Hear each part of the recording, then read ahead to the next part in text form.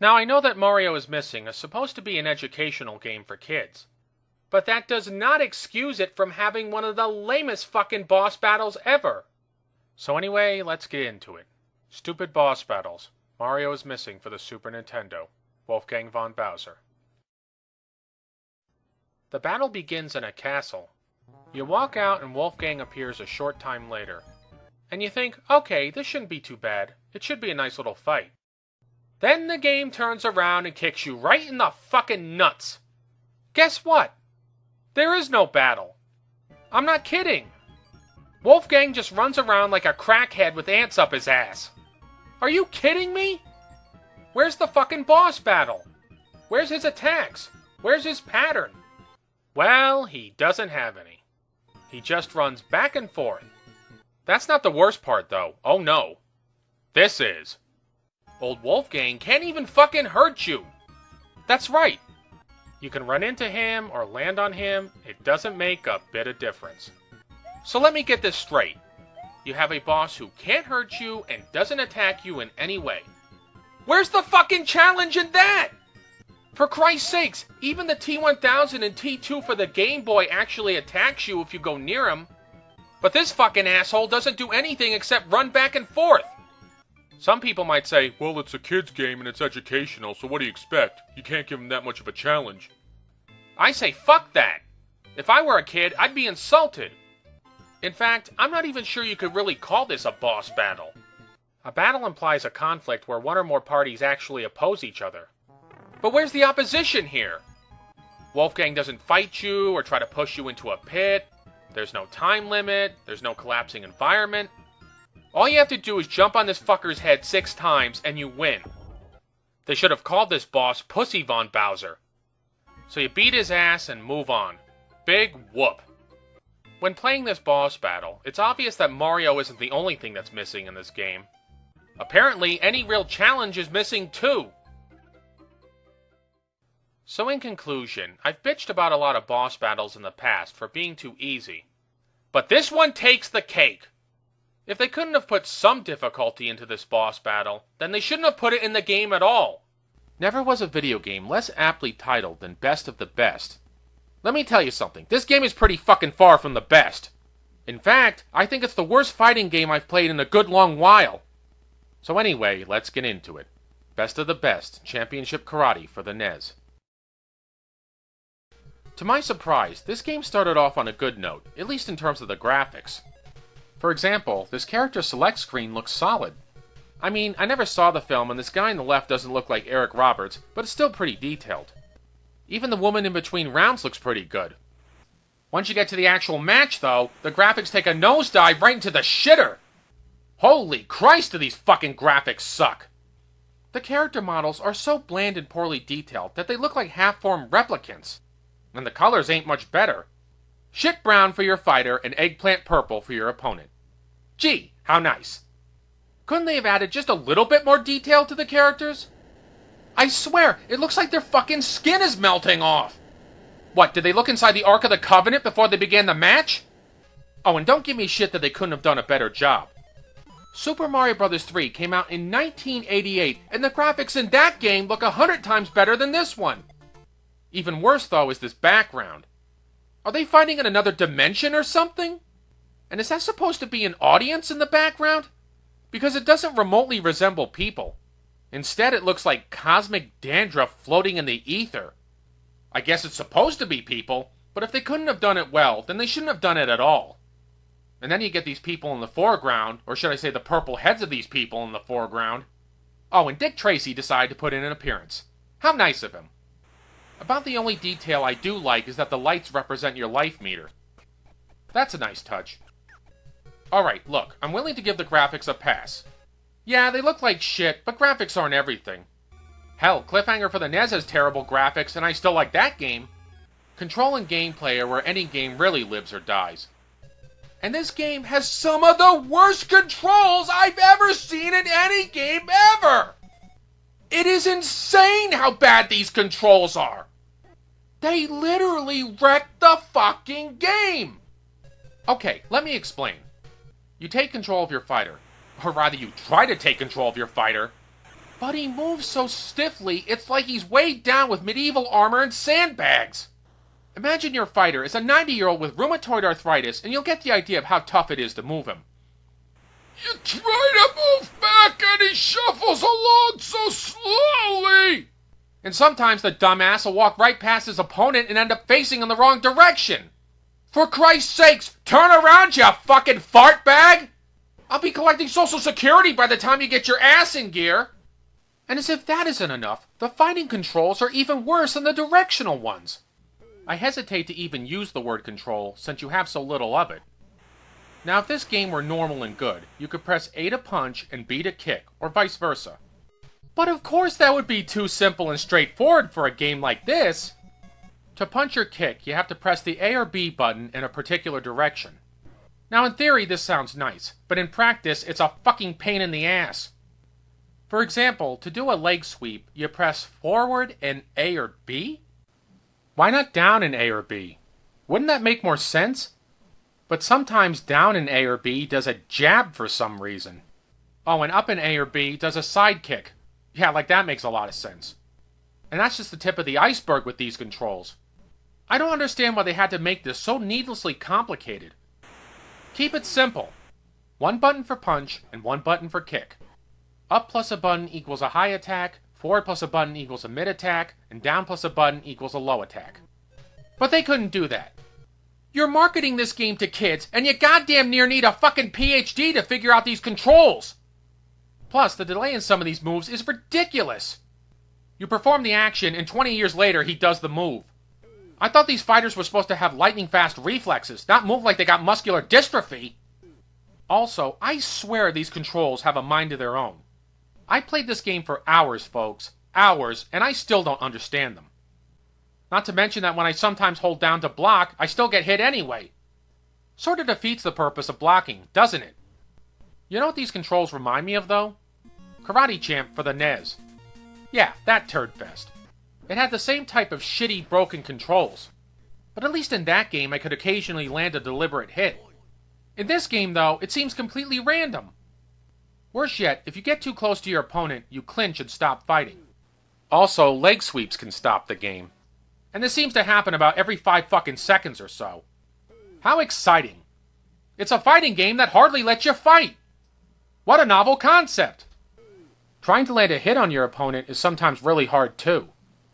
According to the manual, you have to wait for the correct moment and hit him with the correct attack. So I wait and try to hit him at the right moment, and I still miss. Or sometimes I hit him and he loses life and I don't have a clue how I did it. I try not to button mash. I try to be strategic and wait for the right moment to hit him. And it still doesn't work. Nothing works. So what am I missing here? Apparently my good sense, because I should have quit this fucking game long ago. Moving on to the gameplay, it's fucking horrendous! Do you want to know how bad it is? I'll tell you. I can't beat the first fucking guy! I'm serious! The first fucking guy, and I can't even beat him! That's never happened to me before. I tried everything, folks.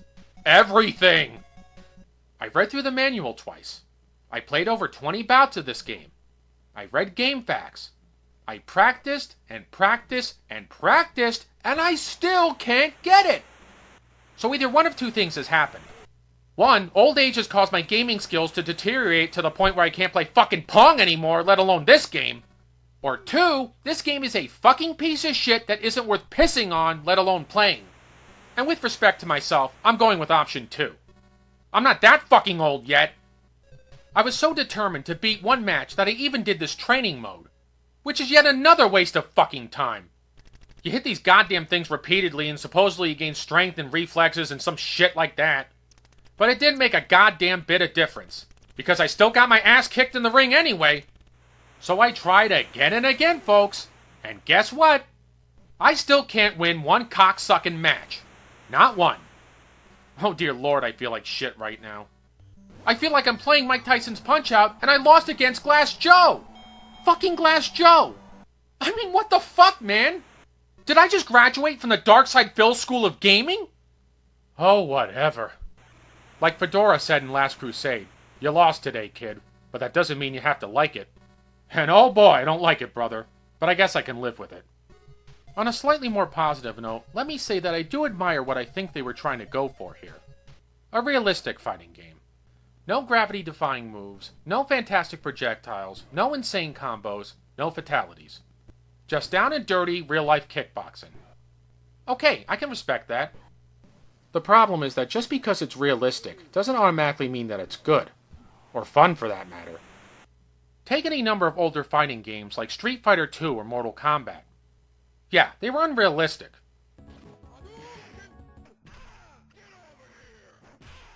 But the controls and gameplay were solid enough that you could pick them up right away and at least win a few matches.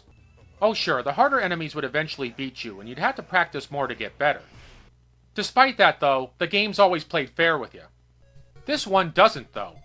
The controls and gameplay are so fucking broken here that you can't even try to play it. As for the music in the game, it's, middling at best. Here, listen.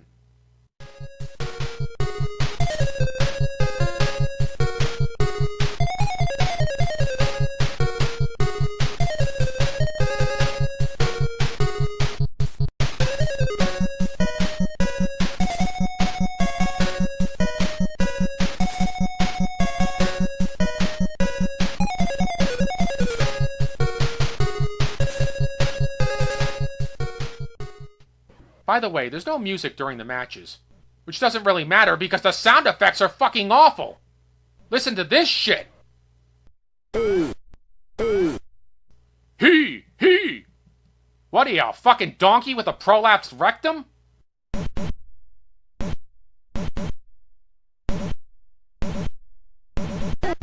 Wump. Apparently we just entered a fucking comic book.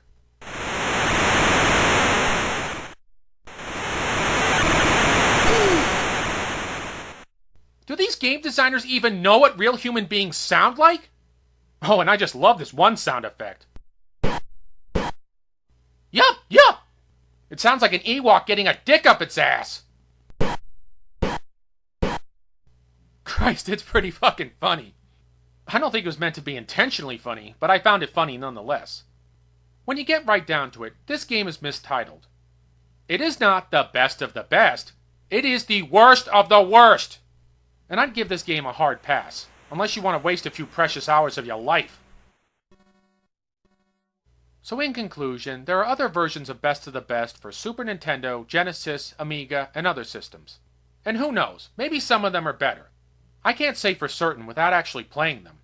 But after traumatizing myself with this fucking abomination, I'm not exactly chomping at the bit to play any of the other ones. Now if you'll excuse me, I'm off to go play a better fighting game. Locksmith is one of those games that's like a dog turd lying in the middle of a desert highway. It's fairly innocuous, but it still really stinks. Then again, this game was made by Sachin, the same people who brought us such sterling examples of video gaming as Silent Assault and Master Chew and the Drunkard Who. So already my expectations were pretty fucking low. Even so, this game still managed to perform below my lowered sub-basement level expectations. Still, I should have expected as much, seeing how it's Sachin and not Capcom or Konami or Sunsoft. So anyway, let's get into it. Locksmith for the NES. Locksmith is divided into 8 levels, and each level has 2 parts. The first part involves going through a maze-like building in search of a safe containing vital information. Along the way, you have to shoot or avoid guards and try not to get hopelessly fucking lost. Once you reach the safe, the second part of the level begins. In this section, you have to solve a sliding tile puzzle. Both parts of the level have a time limit, but occasionally you can gain extra time by shooting certain guards and collecting the clocks that they drop. After you beat the safe, you win the level and go on to the next one with whatever time you have left. From there, it's the same thing all over again, except a little bit harder. The mazes are longer, the guards are harder to kill, and the puzzles are more complicated, but basically it's the same thing all over again. The graphics in the game are at best decent. Every room is virtually identical except for some changes in the color palette and a few minor details. And for 1991, come on, let's be honest, this is pretty fucking lame. If I hadn't seen the title screen and someone told me that this game came out in 1985, I would believe them. They couldn't have bothered to add some more detail into the backgrounds? Christ, it looks so fucking bland. Even all the guards look the same. They all look like 60-year-old Roy Batty clones. And our hero ain't much to look at either. Obviously they were going for Indiana Jones, but this guy looks more like Indiana Joke. Hell, they should have retitled this game Indiana Joke and the Repository of Repetition. This bland badness even extends to the game's box art. Look at this fucking shit. Would you buy a game whose cover art looks like this? It doesn't even look like the main character. It looks like a shit kicker from Oklahoma. And the guards bumping into each other, it's just too fucking goofy for words. Even though the game is a pile of crap, they still could have done a much better job in the artwork. The controls in the game are adequate, but nothing to write home about. You move up, down, left, and right, and the B button is used to shoot. Very basic. While in the puzzle game, you use the A button to move the tiles and the directional buttons to move the cursor. Again, very basic. The gameplay is simplistic to the point of inanity. As stated earlier, you go from room to room, shooting bad guys, collecting clocks, and occasionally hearts for more life, and that's it. However, occasionally the game will be really cheap by depositing you right next to a bad guy when you go into a room, or even when you start up the fucking level. I can't believe this shit. I'm not even 5 seconds into this fucker, and already I'm getting blown away. For Christ's sakes, at least give me 2 goddamn seconds to get myself fucking oriented before you start shooting me. Worse yet, there's no map or compass, so there's no way to figure out exactly where you are. Jesus, The Legend of Zelda and Christ knows how many other fucking games can give you a map, so why can't they? Probably because it would make the game even easier and more boring than it already is. Another problem with the game is the level design, specifically the lack of door indicators on the bottom of the screen. When I first started playing this game, I didn't even realize that there were doors on the bottom of the screen. It might have been nice if maybe, just maybe, they could have put a raised rectangle at the bottom of the screen indicating that there was a door there. But no, we can't do simple shit like that. Making it clear where doors are you out of your fucking mind? But what really sinks this game is the repetition. If they had bothered to do anything different in the levels, I might have been inclined to give this game a more positive review. But nope. There's no boss battles, there's no chases, there's no different objectives, there's no different weapons, there is nothing. It's all the same fucking shit. Go through a maze, solve a puzzle. Go through a maze, solve a puzzle. Blah, blah, blah, blah, blah, blah. Even the fucking puzzles are the same. The only difference is in subsequent levels, there's more tiles. Wow! They couldn't have bothered to come up with different puzzles for each levels, but no, they had to be lazy. And I'll be honest, I'm not very good at these sliding tile puzzles. The first level is a piece of cake, but by the second and third level it starts getting more complicated and more aggravating. And there's one feature of these puzzles that really doesn't make any sense. Whenever you're trying to solve one of them, you can press pause at any time, and the puzzle will stay on the screen. It doesn't go black, or the puzzle doesn't disappear, so where's the fucking challenge if you can stop the game at any time to figure out what to do? Hell, at this rate, why even have a puzzle at all? I suppose I could tolerate trying to figure out the puzzle, except for one other thing. The music. Dear God, the fucking music. In the maze level, the music isn't too bad. It's actually pretty catchy. Here, listen.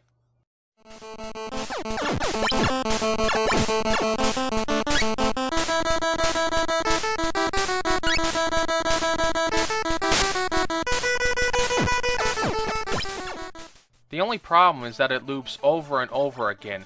But in the puzzle level, dear God, listen to this fucking nightmarish shit.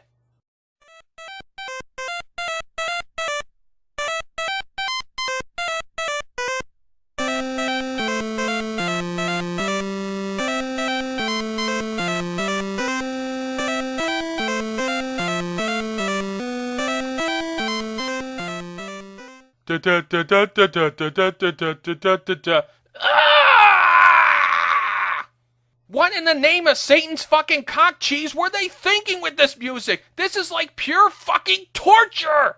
It's like this music is designed to drive you fucking insane! How could anybody solve a puzzle with this crap blaring on and on for 5 minutes straight? After 1 minute of this crap, I had to shut it off. I swear to God, I just could not fucking take it anymore. I couldn't. If the fucking game's repetition wasn't a deal breaker, then this music definitely was. But perversely curious me, I had to check out some of the other levels to see if the music got any better, and this is the kind of crap I get in level 3.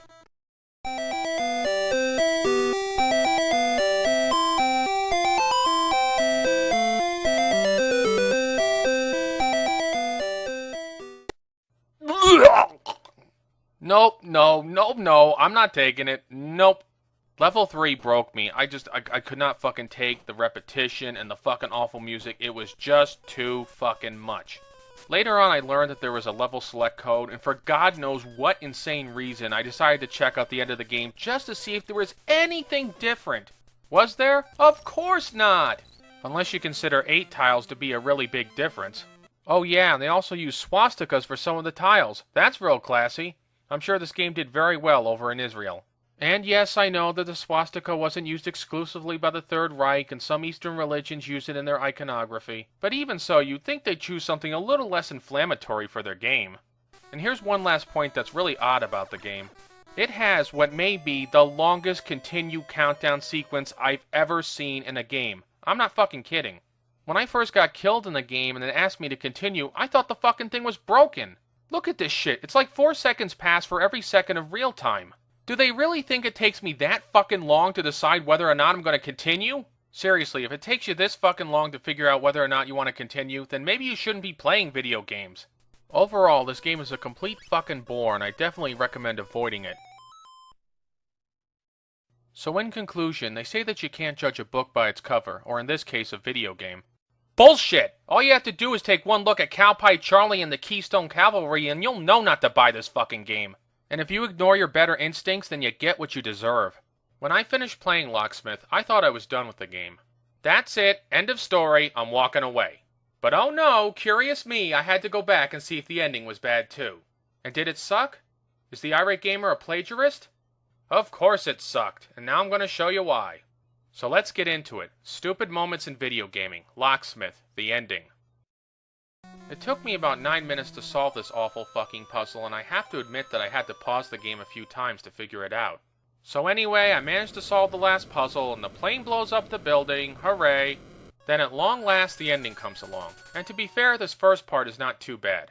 Mission complete. Good to know. Thank you very much. But then out of nowhere, the shit starts coming down. Congratulations. Well, they almost got that part right, so I won't give them any flack for that.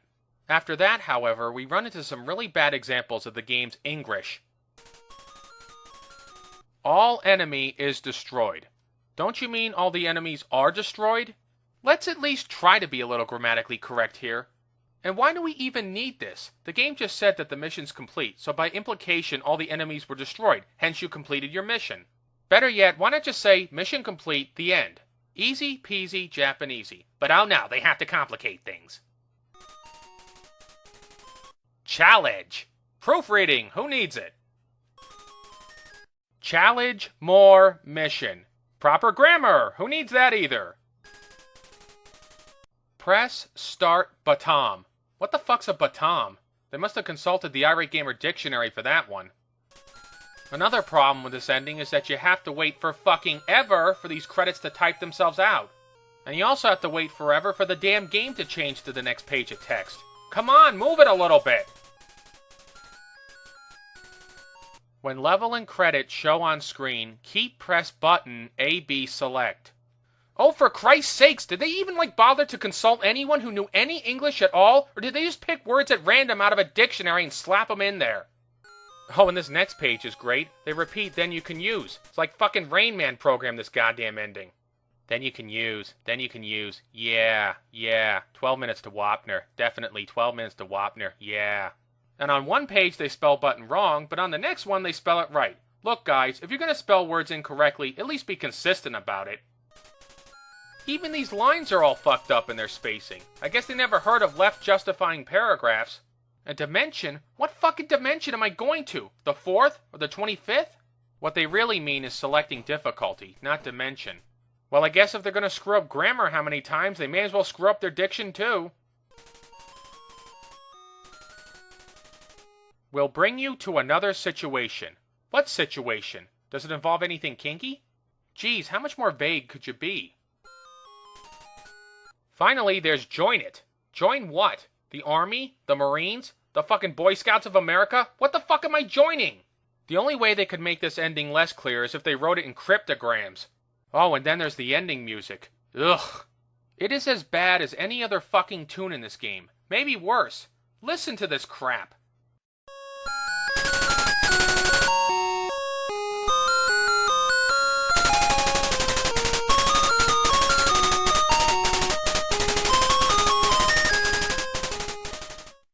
In this case, the mute button is your best friend. Examining this ending as a whole, does it fucking make sense to anyone? Because it sure as hell doesn't make any sense to me. I have a little revision that I think would work much better. You win, the end. 4 words, and it's a hell of a lot easier to understand than all this bullshit. And if you want to add in the stage select code, simply say, At the level and credit screen, press and hold the A, B, and select button, then use up and down to select the level and left and right to select the difficulty. There. Was that so fucking hard? For almost anyone else, no. But for Sachin, yes it was. So in conclusion, this is not the worst ending I've ever seen in a video game, but it's pretty fucking far from the best. And somehow I get the feeling that the endings to a lot of their video games are like this, if not worse. Wonder Rabbit. Yeah, the only thing I'm wondering is how the fuck this game ever got made. Just look at this awful title art. Christ, that doesn't even look like a fucking rabbit. It looks like some kind of mutated kangaroo. Anyway, this alleged game is part of a pirate plug-and-play system known as the Dreamgear 75-in-1. Or as I like to call it, 75 reasons to never play video games ever again. Well, how bad could Wonder Rabbit and the other games be, you might ask? Let me put it this way. You might actually long for Action 52. Yeah, it's that fucking bad. So anyway, let's get into it. Wonder Rabbit for the Dreamgear 75-in-1.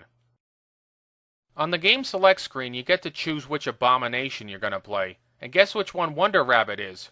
That's right, number 13. Real auspicious. And then the game gives you a quick intro showing you how to change into Wonder Rabbit's different forms. And get this, you have to press A plus B to change. You don't hit the select button or start and up and down. No, you have to hit the A and B button. And most of these fucking forms are worthless except for one or two things anyway, but I'll get into that later in the review. The game starts you out in a rocky wooded area and the graphics look adequate at best. Actually, adequate might be too much of a compliment. Some of these graphics look like they were ripped off almost whole cloth from other games like Super Mario Bros. 2. And alright, it's a pirate, so you kind of expect that they're gonna steal graphics from other games, but come on, if you're gonna steal, at least try to fucking cover it up a little better. And then there's the, hero of the game, Wonder Rabbit. And judging from the way he looks, I don't think the fucking game designers ever saw a rabbit in their whole goddamn lives. Honestly, guys, if someone told you that thing is a rabbit, would you believe them? How could you? Rabbits have whiskers and fur, and they look all cute and fluffy, and this thing certainly doesn't look cute and fluffy. And these enemies aren't much to look at either. You got your generic, Goomba, Mini Goomba, Goombetto, Goombalino. I don't have the foggiest fucking clue what the hell this thing is. And you got these flying things, and these slime things, and these burning things. Christ, trying to classify the appearance of these enemies is like trying to classify your own farts. It's fucking pointless. And as for another pointless thing, there's the controls. As I mentioned earlier, you have to press A and B to change forms, and if you don't do it exactly right, Wonder Rabbit just stands there like a fucking goof. Perhaps even more annoying is the fact that they swapped the functions of the A and the B buttons. In most games, A is to jump and B is to shoot, but of course in this one they had to fucking switch it around just to make things even more confusing. So when you want to shoot an approaching enemy, you end up jumping, and when you want to jump, you just end up shooting at nothing. But these mixed up controls are nothing compared to another really big problem in the game. This part is so fucking ridiculous, I just could not believe they even put this in the game. When you want to climb up and down vines and ladders, you can't just do it. You have to literally change into another form to climb up and down shit. This has got to be one of the stupidest fucking control schemes I have ever seen in a game. Why? What fucking sense does this make? In almost any other fucking game, you can just climb up and down shit. But oh no, not this game. In this game, you gotta change color to do it. Let me ask you something. When you're on the toilet and you're about to take a shit, do you have to turn brown before you can do it?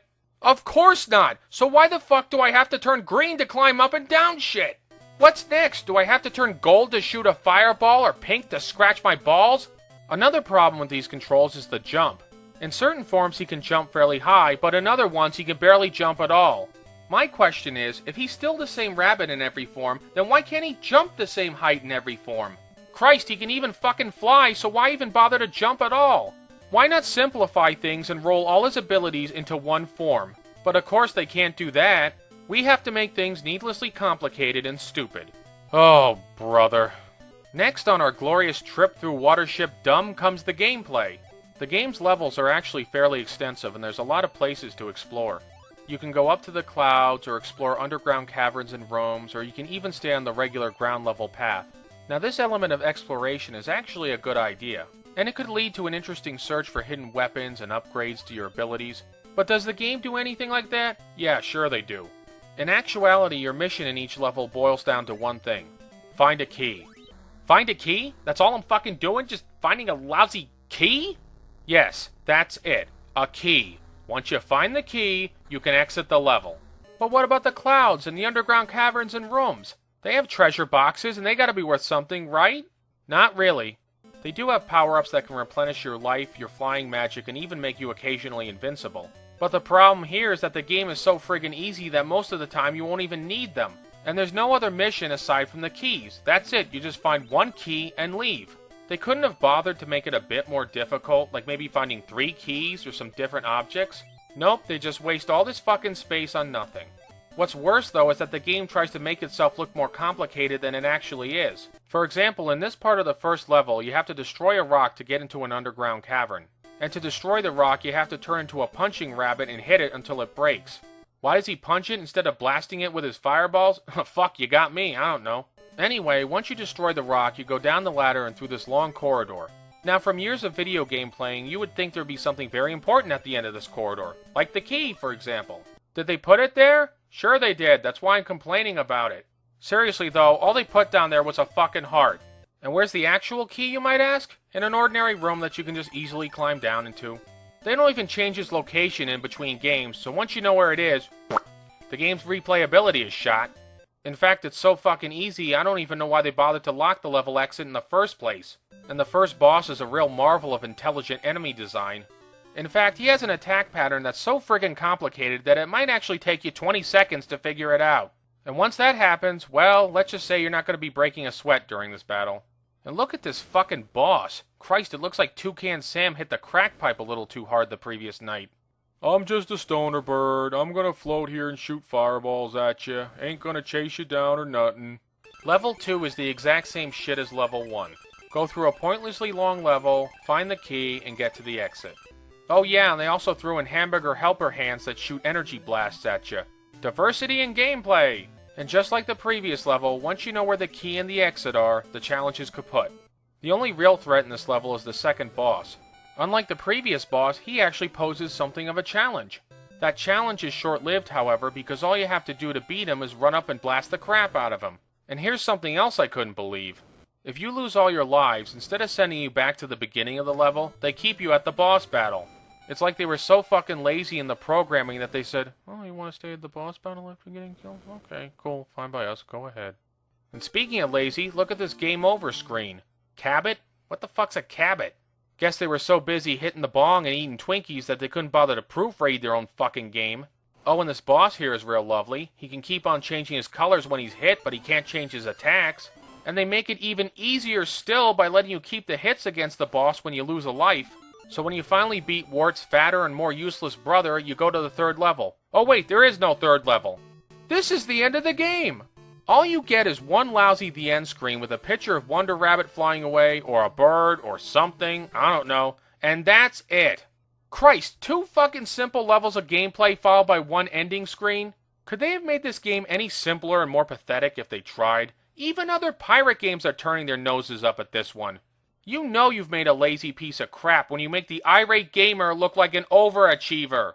Ugh, and this game's music. Christ almighty, listen to this pussy cunt discharge of a tune.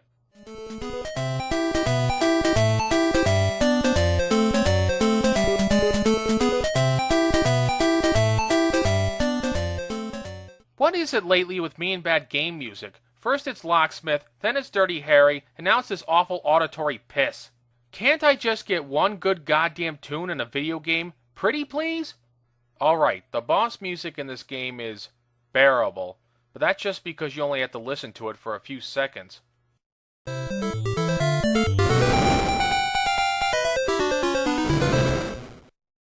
Otherwise, it's just more awful noise. If you ever see this game, just do yourself a really big favor and pass it up, because it is fucking hopeless.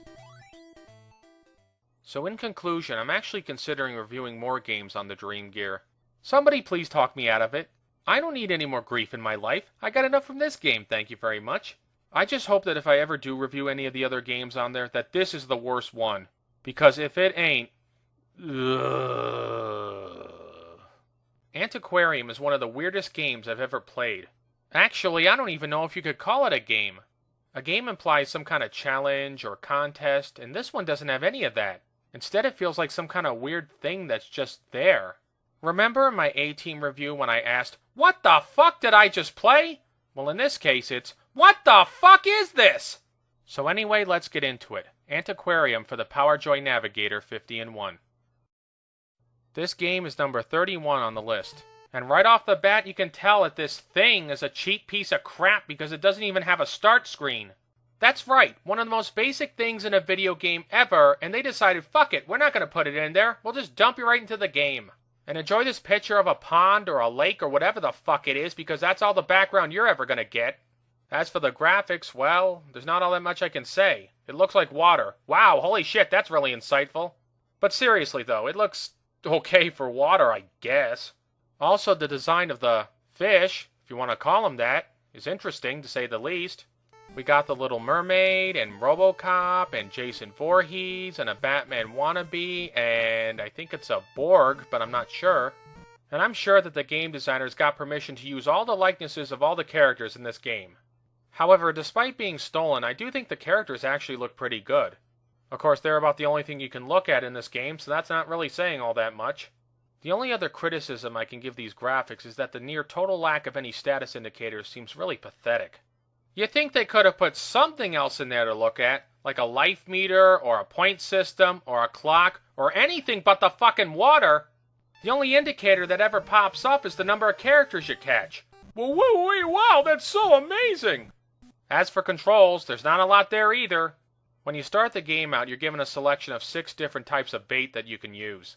A credit card, a skull, toilet paper, cigarettes, an apple, a cat? How the fuck is this supposed to attract anything?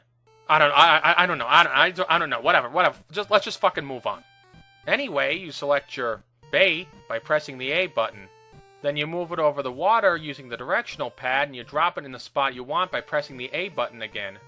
Then you move it around the water using the directional pad again, and you keep pressing A like a motherfucker to try to catch a fish. You can change what type of bait you use by pressing B. And if you hit start, it automatically resets the level, or the round, or whatever the fuck it is. Why? I have no goddamn clue.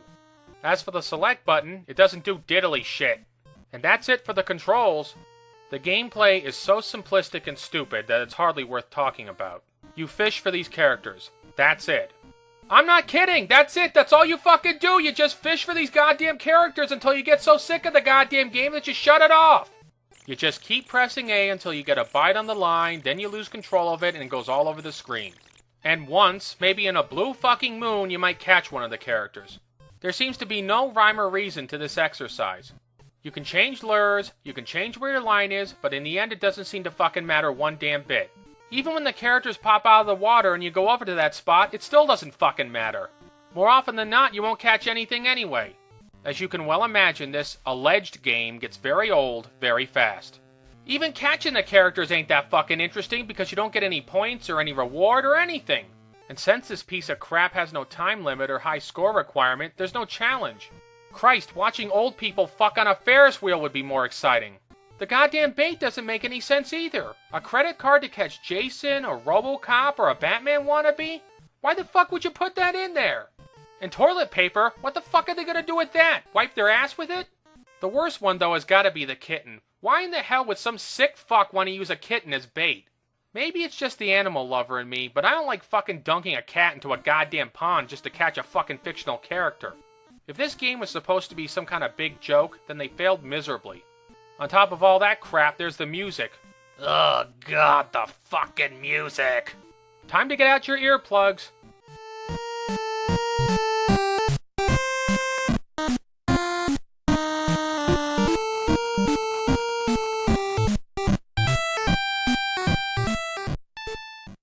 Look, if you can't have any good music in your game, then just don't have any at all.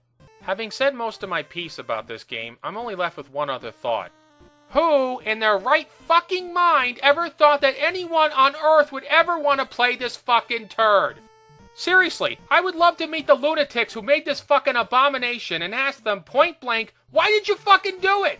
Who's the fucking audience for this goddamn thing? Psychotic clowns? Pedophiles? Animal haters? I don't know. This thing is just it's so terrible that I don't even know really what else to say. So in conclusion, this is by far the worst fucking thing I've played on the PowerJoy Navigator 50-in-1. And trust me, there's plenty of fucking competition. Even if you like any of the other games on this damn thing, just avoid this one. Period. I found one video of Miami Vice on YouTube, but it was for the Atari ST version. However, I could not find a single video of this game on YouTube. And it's probably for a good reason. Because this game is fucking horrendous!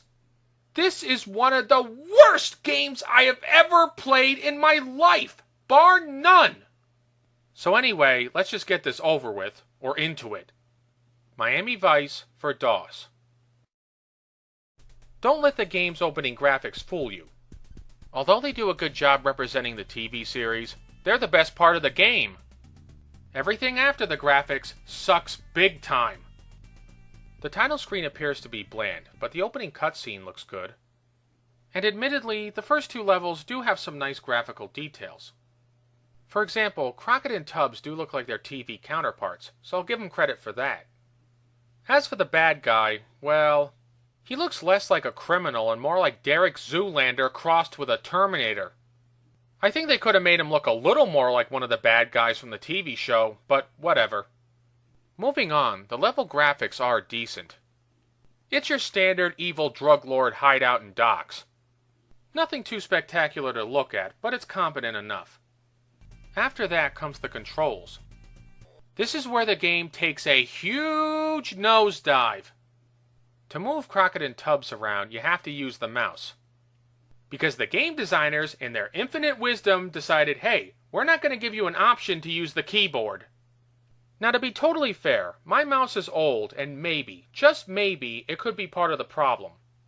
But even if that's partially the case, using the mouse makes this game nearly unplayable. The only button you do use on the keyboard is the spacebar. This is done to switch between Crockett and Tubbs. But to actually move the characters, you have to press left, right, up, and down with the mouse. However, if you push too far in any direction, they'll just keep on walking. And then you have to practically slam the mouse in the other direction to stop them. Otherwise, they're liable to walk into a flaming pit or go right over a ledge, both of which are instant kills. But no, we can't use the keyboard. That would make things too easy. Climbing upstairs, though, is the real deal breaker. To do this, you press up at a staircase. Sounds easy, right? Yeah, right. If you don't press up hard enough on the mouse, the character you're controlling will get stuck on the staircase. Then there's this part, which I actually thought was pretty funny at first. If you press up when they're not near a staircase, they go into a goddamn seizure.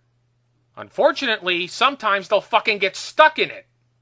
Furthermore, if you don't line up with a staircase exactly, they enter seizure mode. Oh, Jesus Christ, this really fucking pissed me off. I swear, there were some times where it literally took me 5 minutes just to get one of them onto a staircase. And then when they were on it, I couldn't get them off. They just go up and down, up and down, up and down, up and down. Then I literally had to pound my mouse through my desk just to get them off. Even worse, being stuck on a staircase leaves you vulnerable to enemy fire.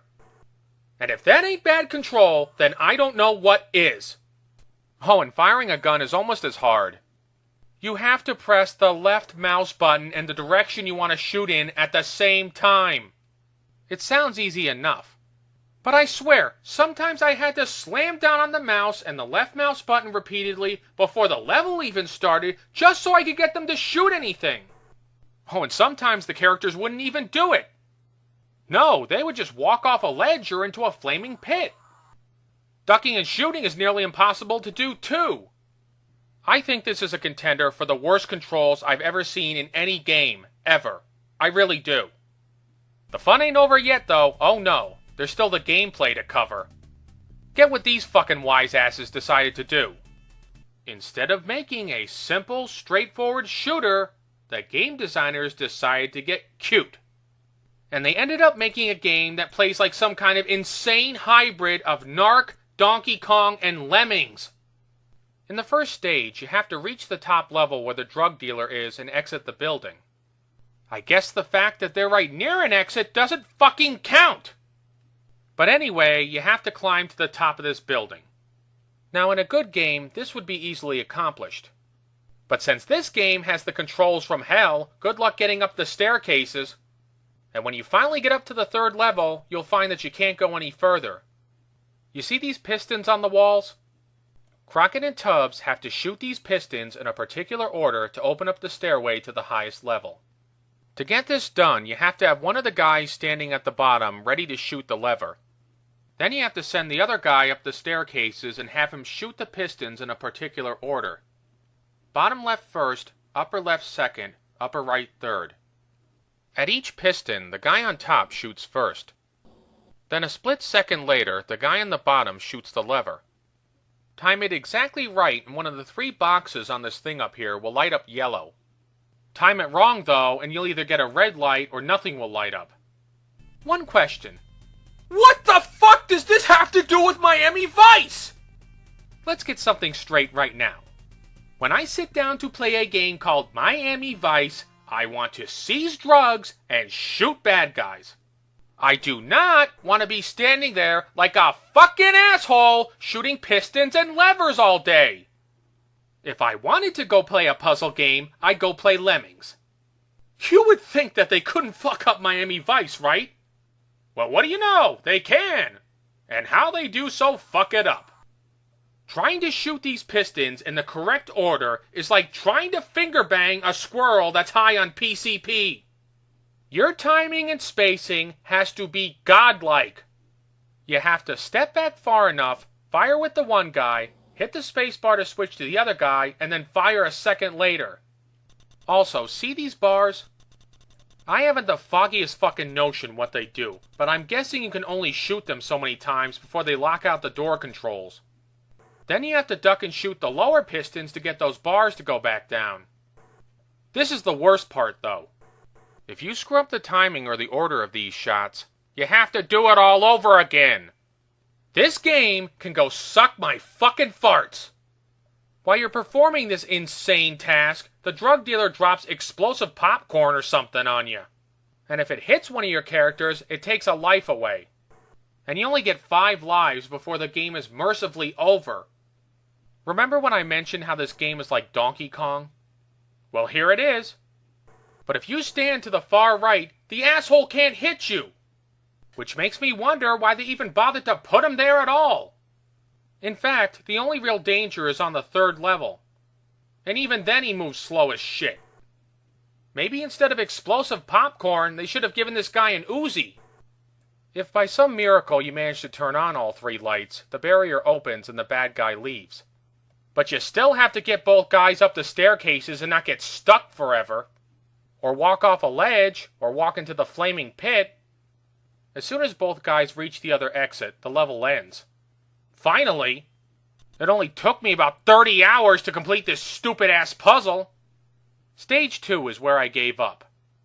Now instead of shooting pistons and levers, you shoot levers and this box. Wow! And our good old friend the drug dealer drops explosive popcorn even faster. I'll be honest, I have no fucking clue how to beat this level. You shoot the 2 levers and that box up there and make the platforms appear, and then you get nowhere. Not to mention the fact that this level is glitched as hell. Apparently Crockett and Tubbs can walk on air, but when they shoot the bad guy, nothing happens. But if the characters go near the guy and start shooting, they somehow end up copying themselves. And then they get stuck up there. As for the level itself, I tried everything to beat it. Go to the boat, go to the bad guy, go all the way to the right. Nothing works. So as far as I'm concerned, the game is over, which is fine by me. One small good point this game does have is the digitized voices of the characters from the TV show. Like this one from Crockett. You're a serious slime ball. And the Miami Vice theme in the beginning is meh. Here, listen.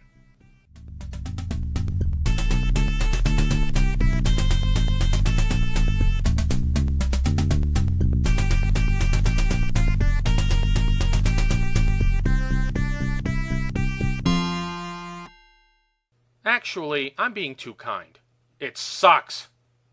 As a final point, the game company who made this fiasco is called Capstone, and they refer to themselves in the beginning logo as the pinnacle of entertainment software. Ha ha ha! The only thing these guys are the pinnacle of is sucking ass. And I love their logo.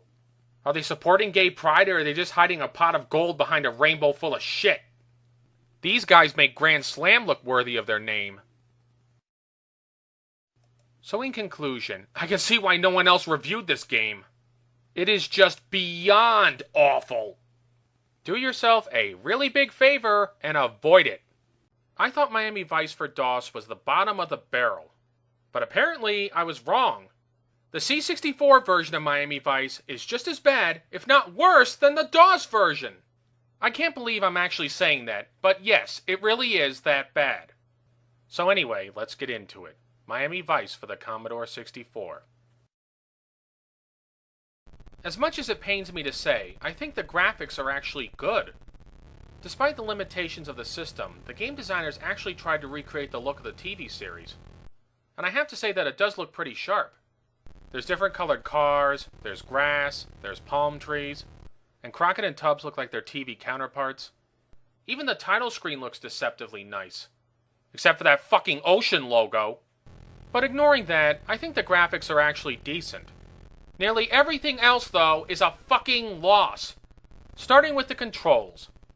How can I put this delicately? They fucking suck the rancid anal mucus out of a dead camel's asshole! Driving this car is next to impossible! You have the basic controls. You go up, down, left, and right. But get this. There's no gas and brake buttons. You accelerate by pressing up or down, and you brake by pressing in the opposite direction you're going in. But don't press up or down too hard, or else you'll go flying forward. And if you crash into any fucking thing, you explode. But I'll get back to that in a bit. If going back and forth isn't bad enough, turning is a nightmare. You can't just turn your car left or right by moving in those directions. Oh no. That would be too easy. Instead, you have to accelerate to make a turn. Which might not be so bad, except the controls are stiffer than a penguin's dick. You have to make sure that your car is moving fast enough and that you turn just at the right moment, or else you'll crash. And the game actually has the nerve to expect you to pull up next to buildings and get out of the car with these stiff fucking controls. All I can say is good luck doing that. The only halfway decent controls are in the buildings. You can walk left and right and go through doorways by pressing up. But chances are you'll never even get to the fucking buildings because you'll be too busy crashing. The driving controls are so bad that they literally ruin the game. I would talk about the gameplay next, but I could hardly play the game. Every 5 seconds, crash, crash, crash, crash. Cronenberg's Crash didn't have this many fucking crashes in it. Here's the best way that I can describe what playing this game is like. Imagine a Grand Theft Auto game where your vehicle can explode if you hit anything. If you collide with another vehicle, you explode. If you strike a building, you explode. If you touch fucking grass, you explode. Yes, grass makes your car blow up. Who knew? That's what kind of game this is. The characters are given life bars, but if you crash at any point, you have to go all the way back to the beginning. So forget about making any real fucking progress. Oh, but this is the best part though. This is my favorite. When you drive along, you go from screen to screen. But you never know what you're going to face on the next screen. So you can be driving along, all fine, da-da-da-da-da, and you get to the next screen and wham, you hit a car. At this rate, Crockett and Tubbs would be better off walking or taking the fucking bus. Plus, if that shit ain't enough, there's also a seizure-inducing pause screen. How hard is it to just make a normal pause screen? What are they trying to do? Kill epileptics? Perhaps the biggest slap in the face of all, though, is this timer. The game actually expects you to be at certain buildings at certain times. Are they crazy? I can hardly get down the fucking road without crashing. Couldn't the game just let you go to these missions when you're goddamn good and ready? You know, like Grand Theft Auto? No, you're gonna have to be there when we say so. Fuck you, game. You ain't worth the sweat on my ballsack. The only other good part about this game is the music by Martin Galway. He did a good rendition of the Miami Vice theme. Here, listen.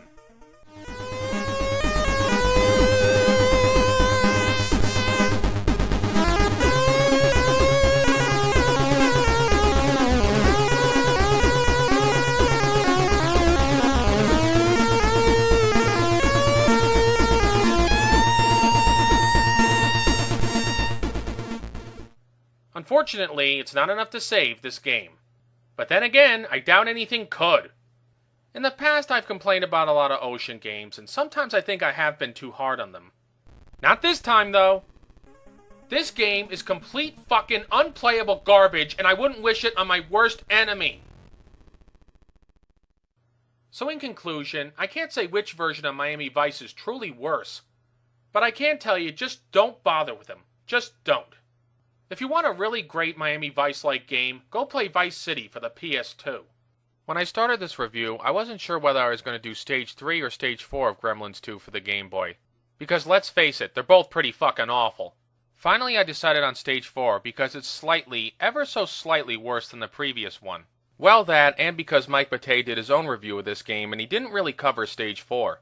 In any case, this level is the worst fucking thing I've played for this whole month, save for one other level, and don't worry, I'll get to that one soon enough. But Stage 4 of Gremlins 2 for the Game Boy? Oh god, it's such a pure exercise in frustration! And now I'm going to show you why. So anyway, let's get into it. Levels from Hell, Gremlins 2 for the Game Boy, Stage 4. Right from the start, this level fucks with you. You see these spikes and these springs? Well, get used to them because they're fucking everywhere in this level. And trying to jump with these springs is nearly impossible. As Mike Matei said in his review, it's very difficult to get down the timing of these springs. It's as if you have to jump right when the springs are about to go up again, but it's very difficult to gauge when exactly that happens because the springs keep on going up and down and up and down. It makes me sick just to look at it. And not only that, you have to jump up and around. Jump or move the wrong way and you'll either end up hitting the ceiling or hitting the spikes below and taking damage. If the controls were better, or at least the springs were better, then this wouldn't be quite so hard. But of course not, they have to be twitchy as fucking hell. So when you finally manage to get past that jump, guess what? You get another fucking jump like it! Only this time, not only are there spikes next to you, there's also a spike that functions as a ceiling. Which means that you have to jump over and around into a narrow space, then get onto the spring and not jump too high, otherwise you'll take damage. What twisted fucking programmer made this goddamn jump? And not only that, you have to get out of this narrow area while avoiding the spikes on your right and the spike above you. And with these pain-in-the-ass springs, good luck doing that. More than likely, though, you'll end up losing a life, if not most of your health. But that's not the worst part, oh no. The worst part is that there are 3 of these fucking jumps! 3! What, one wasn't enough for you? No, we had to put in 3 just to bust your fucking balls. Oh, and get this. You can get past this part easily by just walking over the spikes, taking the damage, and then jumping from platform to platform. In fact, it's better to do it this way because there's a heart at the bottom of the 4th ledge and you can make up for most of your lost health. It sure as hell beats doing this damn near impossible jump 3 times! Once you get past those 3 ass-raping jumps, you're treated to conveyor belts and more spikes! And you have to jump oh so carefully or else you're going to take more damage. I hate games with bad controls that require constant precision jumping, and this here is a prime example of that. The only good thing I can say, and believe me, it ain't much, is that the game does give you a constant supply of hearts to replenish your health. But even with that, you're still gonna get hurt because of stupid shit like this. You fall and land right on another fucking spike. And the game expects you to remember this spike after all those other fucking jumps. Yeah, sure. Oh man, and these conveyor belts will drive you insane. Like in this area here, if your timing is off by so much as a fucking millisecond, you're gonna get hit. And then there are these tiny conveyor belt platforms which are fucking worse. How in the hell are you expected to get past these platforms without taking damage from the spikes? And if you look close, you'll see that I'm barely nicking the goddamn thing. Yet I still lose health. Great. What's even worse is a situation like this when there's a gremlin on a conveyor belt. Your primary weapon is a pencil. And no, I didn't fucking make that up. It's a pencil. And this pencil has all the range of a bee stinger, so good luck hitting anything with it. Anyway, when you're on the conveyor belt with the gremlin, you have to get close with the pencil to hit it. So of course you ram right into the goddamn gremlin and take damage, then you try to get back, and you take more damage, and then you try to hit him again and you get killed. Christ, why couldn't it have been like the awesome NES version where they actually gave Gizmo some real weapons, like a bow and arrow? But oh no, in this game they gotta give him a fucking pencil. You know, I think Gizmo would have been better off hurling his own shit as a weapon. After finally getting through the aggravation of the conveyor belts and the spikes, you come upon what I like to call the impossible gremlins. The first one is a buck-toothed gremlin with a mallet. And he hits these skull and crossbone boxes that send balls crashing down towards you. Don't ask me, folks. I didn't make this game. I'm just reviewing it. So when I first came upon this guy, I almost thought he was some kind of mini-boss or something. But as it turns out, no, you can't beat him. Instead, you have to jump over his balls and run past the area as fast as you can, which makes it sound like gremlin porn. In any case, if you try to stay there and defeat him, you'll just end up losing a bunch of health. However, once you know what to expect, he's really not that hard to avoid. The second impossible gremlin, on the other hand, now that's a different story. This area here with the baseball throwing gremlin is a fucking nightmare. Look at this shit. They put you on a spring in between two spikes and a baseball throwing gremlin that constantly throws his goddamn ball back and forth. And from earlier, you know how easy it is to use the springs. So if you can't make that jump, you're gonna get your ass killed real fast. And what's even worse is that you can't use any weapons against him. Not even the stereo with the musical note. Christ, at least in the NES version you could defeat pretty much all the gremlins, but here, oh no, you can't. Even if or when you manage to get around him, he can still hit you with the goddamn baseball on the other side. It is a fucking pain in the ass to get through this area, but it's nothing compared to this next part. This is far and away the worst part of the level. Hell, of even the game for that matter. Everything else before it, the spikes, the conveyor belts, the impossible gremlins, they're nothing. They're gravy compared to this part. In fact, it's so bad that I nearly quit the game because of it. They expect you to go into a vent where you can't see Gizmo and make jumps over spikes and conveyor belts. Are they out of their fucking minds? My god, it's hard enough to jump when you can see him. Now you're making it so I can't see him. What kind of fucked up logic is that? Did they want kids, hell adults for that matter, to take their goddamn Game Boys and throw them out the fucking window? It is just cruel as hell to do this. And the only saving grace is that occasionally, once in a blue moon, you might be able to see where Gizmo is. Fat fucking lot of good that's gonna do though, because a second later it'll disappear again. And there's times where you think you got onto the second level of platforms and you walk to the left, and as it turns out, no, you didn't. You're still on the first level and you walk out of the vents. Oh, Jesus Christ and fucking lederhosen, this is impossible! At this rate, you may as well just play the level blindfolded. Even if you manage to get to the second level, you'll still probably step on the spikes and lose a ton of health. If by some miracle you manage to make it to the upper levels, you can still screw up on the conveyor belts. Miss one jump and you'll fall all the way to the bottom and have to start all over again. And if you get killed, it's all the way back to the beginning. That's right, with the springs and the spikes and the impossible gremlins. The only way to beat this part is to fuck up a bunch of times until you finally remember how to get Gizmo through it. As I mentioned earlier, in some spots you can occasionally see Gizmo, but again, it doesn't last. Even when you get to the top, there's still the danger of falling back down to the bottom. Actually, I'm surprised they didn't bother to put any gremlins in the vent too while they were at it. If they're gonna fuck with you that much, they may as well go whole hog. When you finally manage to reach the end of this vent, after losing Christ knows how many fucking lives, this last part turns out to be not quite as difficult. Oh, and the game does give you a big heart to replenish your health. Well, gee, thanks. It's sort of like someone beating you to within an inch of your life and then throwing some bandages at you. Talk about too little, too late. But even this part has some annoying jumps. They're like one last kick in the nuts before you go. Considering how sadistic the level design is, I'm surprised the final corridor isn't lined with spikes and conveyor belts and springs. Oh yeah, and a big vent covering it too. But oh no, you just walk on out like nothing ever happened. Beyond this, there's the final boss, but I ain't even gonna get into how annoying that is. I've had my fill of aggravation from this level, thank you very much. So in conclusion, Sunsoft, how could you have done this? You made that wonderful classic game for the NES, then you turn around and do this? I'd expect this out of Ocean or Mindscape, but not you guys! But it's over with for now, and at least I only have one level left for this month. Oh boy, and it's the worst of the bunch. Before I begin, I have to say that with few exceptions, I'm not really a big fan of racing games in general. Having said that, Days of Thunder is so bad that it makes me never want to play any racing game ever again. But the absolute worst part of the game has got to be the pits. There never was a name so apt, because that's exactly what they are. So anyway, let's get into it. Stupid moments in video gaming. Days of Thunder for the NES. The pits. Soon after the race starts, your car begins breaking down. For example, the tires will start wearing out as shown in the indicator on the lower right-hand side of the screen. First they turn yellow, then purplish pink, and finally red when they're completely worn out. What really sucks though is that your tires turn yellow almost as soon as you start racing, and there's nothing you can do about it.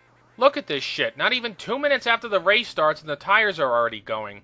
And if you so much as tap the car in front of you, the engine will start going too. Christ, what is this fucking car made out of? Styrofoam? The only reasonable thing in this whole damn race is the fuel going down, and I'm surprised they didn't put a fucking hole in the tank just for shits and giggles. So after a couple of laps you have to pit, and here's where the game really falls apart. To get into the pits you have to slow down, turn left, and brake using the B button. But if you go too fast you'll drive right through the pit stop and go back onto the track. What the hell is this shit? You mean you can't just stop automatically when you enter the pits? Of course not! So if you don't stop in time, you have to drive all the way around the track again to get to the pits. Yeah, because it would have been so difficult for them to program in an automatic stop in this area. Yeah, sure, whatever. When you finally do manage to stop your car, the fun really starts. Trying to fix your car is next to impossible. Your pit crew consists of 5 guys. 2 for the tires, 1 for the jack, 1 for the fuel, and 1 for the engine. And guess what? You have to control them all! 'Cause they can't fix the car themselves. Oh no, that would be too easy. And the controls for these guys are so messed up that I don't even know why they bothered to put them in. You have to switch between the 5 pit guys using the B button. And this alone will fuck you up because if you don't pick the right guy, he won't be able to do the necessary task. Instead of randomly picking guys, why not prioritize tasks in order of need? Control the jack guy first, then the tire guy, then the engine guy, then the fuel guy. But oh no, you have to bounce around and hope you pick the right guy. This couldn't be more counterintuitive if they tried. So when you finally manage to pick the right guy, let's say it's the tire guy, you perform his action using the A button. But oh wait, you can't do that because first you have to jack the car up. So then you have to keep pressing B until you get the jack guy. Once you get the jack guy, you can put the car up by pressing A. Oh wait, you can't just do that because you have to press forward in A. I suppose automatically putting the car up would be too much fucking trouble for the game designers. With the car finally jacked up, you can at long last change the tires. But oh wait, I have to switch back to the tire guy first. For Christ's sakes, just unscrew the fucking tire and put the new one on, you jagoff! And please note, while all this is going on, the time is just flying by, and every second you waste means less of a chance of victory. Not that it matters at this rate, though, since you'll probably shut the game off by now. 10 minutes later, he finally manages to take off the bad tire and put on the good one. Well, thank you. Oh, but if you mess up and press A again, he'll put the bad tire back on. What? This is one of the stupidest fucking things I've ever seen in a video game! You mean to tell me that he couldn't just roll the bad tire out of the way, like they do in a real race? Ugh. You know, at this rate, the driver may as well just take the steering wheel off and throw it away, because this is fucking hopeless. Alright, let's just get through the rest of this. After you finally fix one set of tires, you can go around to the other side of the car and fix the other ones. Oh wait, you can't, because you have to unjack the car, then go around to the other side of the car with the jack guy, and then jack up that side of the car. And when those tires are finally fixed, assuming you haven't put the bad tires back on, you can finally go under the car with the engine guy and fix the engine. But if your engine is that fucked up, you have to send the guy under the car more than once, otherwise your engine won't be repaired. What the fuck is he doing under there? Why don't you fix the goddamn engine right the first time? After you finish repairing your engine, or in this case half repairing it, you can refuel your car. Oh wait, you can't do that because you have to unjack the car yet again. The way this pit stop is going, they may as well just build a new fucking car, because it would take a hell of a lot less time than it would to fix this one. Anyway, moving on, the fuel guy manages to gas up your car after about a decade and a half. And then the engine guy finally does his fucking job, and at long last you can get back into the race. And to get back in, you have to press start. Start? Why start? Why can't I just press the goddamn A button for the accelerator and drive away? Probably because I'd run the bastards down for taking too damn long. Total time for all this bullshit, almost 2 minutes!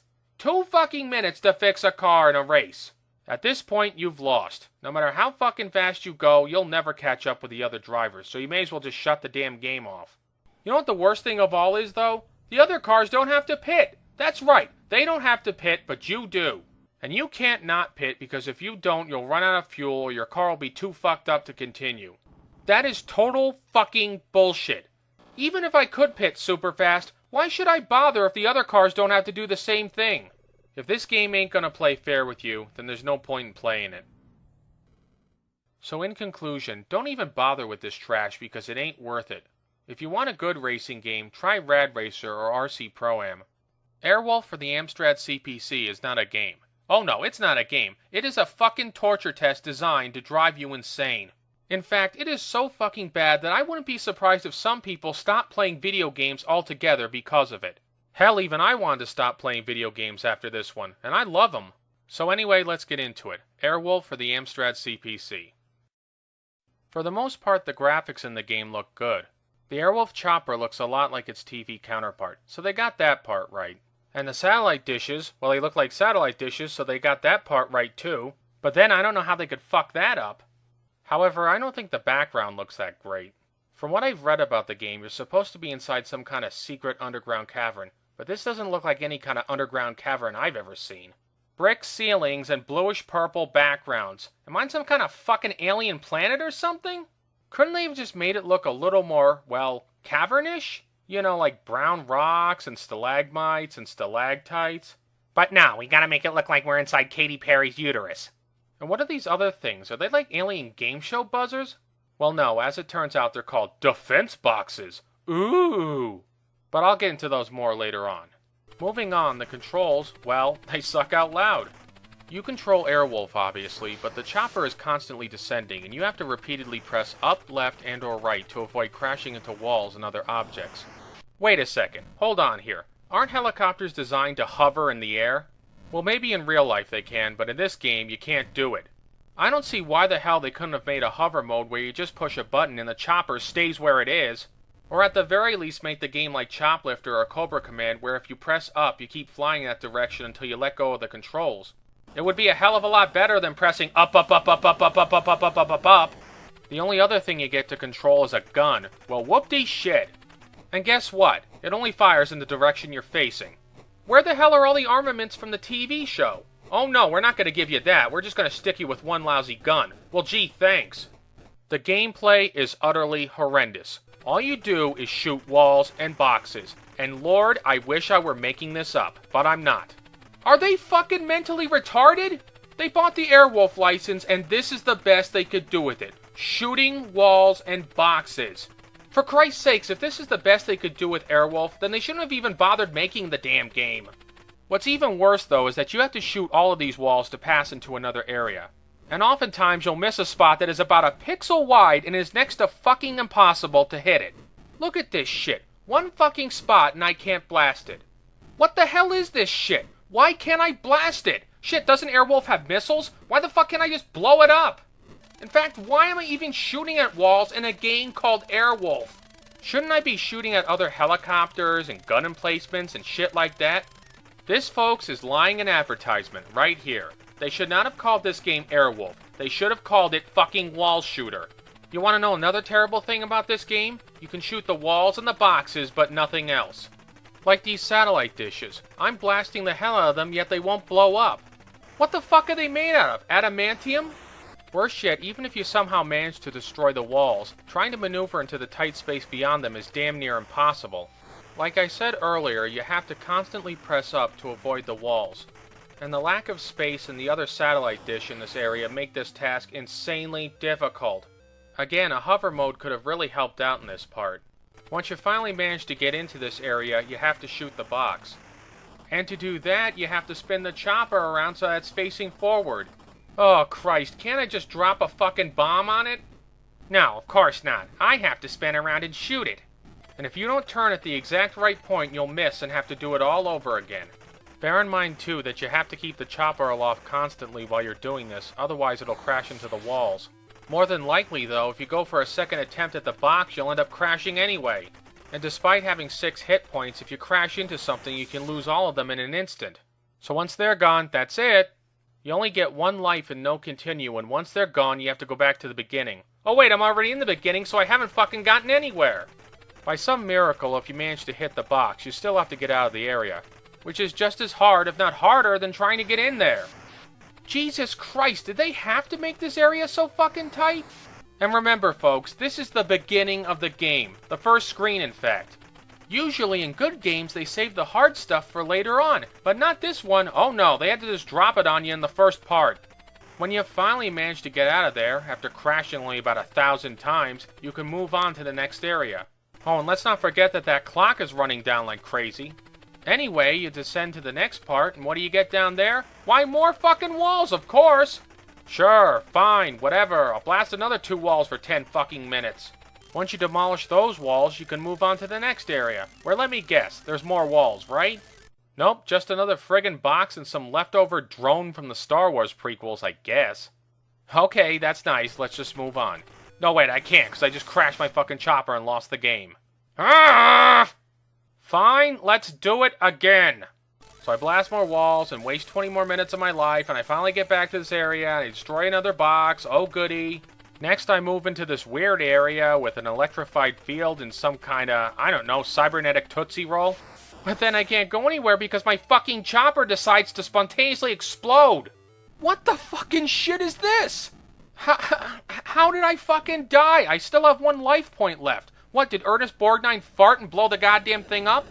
Well, as it turns out, if your bonus clock reaches 11, the chopper decides to explode for no reason. Are they fucking insane? How is my chopper exploding a bonus? I guess if it gives me a reason to shut off the game, then yeah, you could call it a bonus. In any case, that's it. I've had enough. This game is just too damn hard.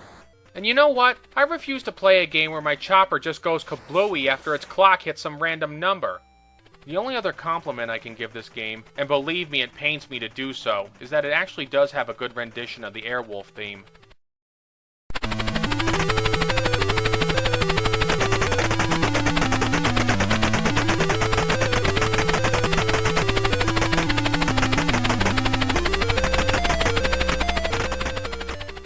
Unfortunately, it keeps looping the fucking song until you can't stand it anymore. I never thought I'd hate the Airwolf theme, but after hearing it looped 1,000 times, I'm starting to hate it. Looking back, I am so sorry that I ever decided to play this torture test. Whether you're a fan of the TV show or not, don't waste your time with this crap. It ain't worth it. So in conclusion, I would rather play the NES version of Airwolf any day over this fucking junk. There are also some other versions of Airwolf for systems such as the ZX Spectrum and the Commodore 64, but right now I'm not exactly chomping at the bit to play them. And after this review, I think you can understand why. Originally I had planned to do a Levels from Hell video on the driving stages of this game back in fall of 2010. Unfortunately, that was around the time that my computer crapped out, which meant that my plan fell by the wayside. So now, finally, I'm really glad to be able to get back to these 2 levels, because I've wanted to tear them a new one for the longest time. These 2 levels, God fucking Christ, I hate them! They're like 6-2 in Ninja Gaiden. Everybody speaks of them like they're some kind of unholy terror. And you know what? They're right. So anyway, let's get into it. Levels from Hell, The Adventures of Bayou Billy for the NES, the driving stages. You start the 4th level out on a country road, and your mission is simple. Get from one end to the other without losing all your lives in the time allotted. Now this seems like the easiest thing in the world to do, but trust me, it's not. During your nice little road trip in Buttfucker Billy's Jeep, you're going to come upon a number of obstacles. And again, this might not seem so bad, but guess what? If you hit anything or anything hits you, you automatically lose a life. And I mean anything. If you hit a Jeep or a car, your Jeep blows up. If a plane drops a bomb on your Jeep, you blow up. If you strike a rock in the road, you blow up. If you so much as nick a post on the side of the road, your fucking Jeep blows up. And you don't even have to hit it going 80 miles an hour. No, you can fucking blow up your Jeep going at it like, what, 2 miles an hour? That's right, folks. You can break your Jeep, then slowly drive into the post going 2 fucking miles an hour and still blow the motherfucker up. What, is this fucking Jeep made out of nitroglycerin? Am I suddenly playing the video game version of Clouseau's Wages of Fear? The only thing that doesn't make your car blow up on contact is the puddles. Oh no, it just makes your Jeep even harder to control. As if the controls are that great to begin with. Speaking of controls, they suck too. You accelerate by pressing up, and you decelerate by pressing down. But the big problem comes in moving the car left and right. The Jeep's controls are so sluggish when you move it left and right that I swear the fucking vehicle is weighed down with cement. Compare it to another game, like say Rad Racer, where the controls are much smoother. The A and B buttons are used to brake and accelerate, and it's a hell of a lot easier to make turns. But in Bayou Billy's driving levels, the B button fires the Jeep's guns, and the A button launches a grenade into the air. And to decelerate during turns, you have to press down in the direction you're going in, which as you can well imagine is very awkward. And while I'm on the subject of turns, this fucking level has about 1 billion of them! Which might not be so bad, except for the fact that you have to avoid hitting posts and other vehicles when you go into turns. And some of the turns are so fucking tight that it's nearly impossible to avoid hitting anything. Especially when there's a vehicle nearby and you only have a split second to react. Like here, you mean to tell me I can't just knock the fucking guy off the road? oh no, I just touch them once and blow up. But the worst thing has got to be the rocks. Every now and then you'll be driving along, dum-de-dum-de-dum, when suddenly out of nowhere a fucking rock will appear. And you have maybe a half a second to avoid it, otherwise you'll smash into it and lose a life. Where the fuck did these rocks come from? That's what I want to know. Did Gordon's goons deliberately leave them there, or did the highway department forget to pick them up or something? Honestly, I don't even know why they bothered to put them in there, because in the next level there's no fucking rocks in the road. And you get no goddamn warning or anything. No, it just fucking appears out of nowhere. And as if that isn't bad enough, you also have to worry about the time. When you start the level, you're given 99 seconds to get to the end of the road. I say seconds, even though it's more than a second per number. Yet despite the slower clock, you're still not given a lot of time to get down this road. In one spot, you can collect a gas can that'll give you more time. But in all likelihood, you'll probably avoid it thinking it's a rock. And even if you do get it, it still doesn't give you a lot of time. Now this level might not be such a pain in the ass if it wasn't for the clock. Well, that and the fucking one-hit deaths. But the clock turns out to be the real problem because with it, you cannot drive carefully. Instead, you gotta race down the goddamn road and hope you don't hit anything. Yeah, because it's so easy with the vehicles trying to crash into you, and the fucking planes dropping bombs, and the fucking rocks that appear out of nowhere. Oh, and let's not forget that hitting a fucking post going 2 miles an hour kills you too.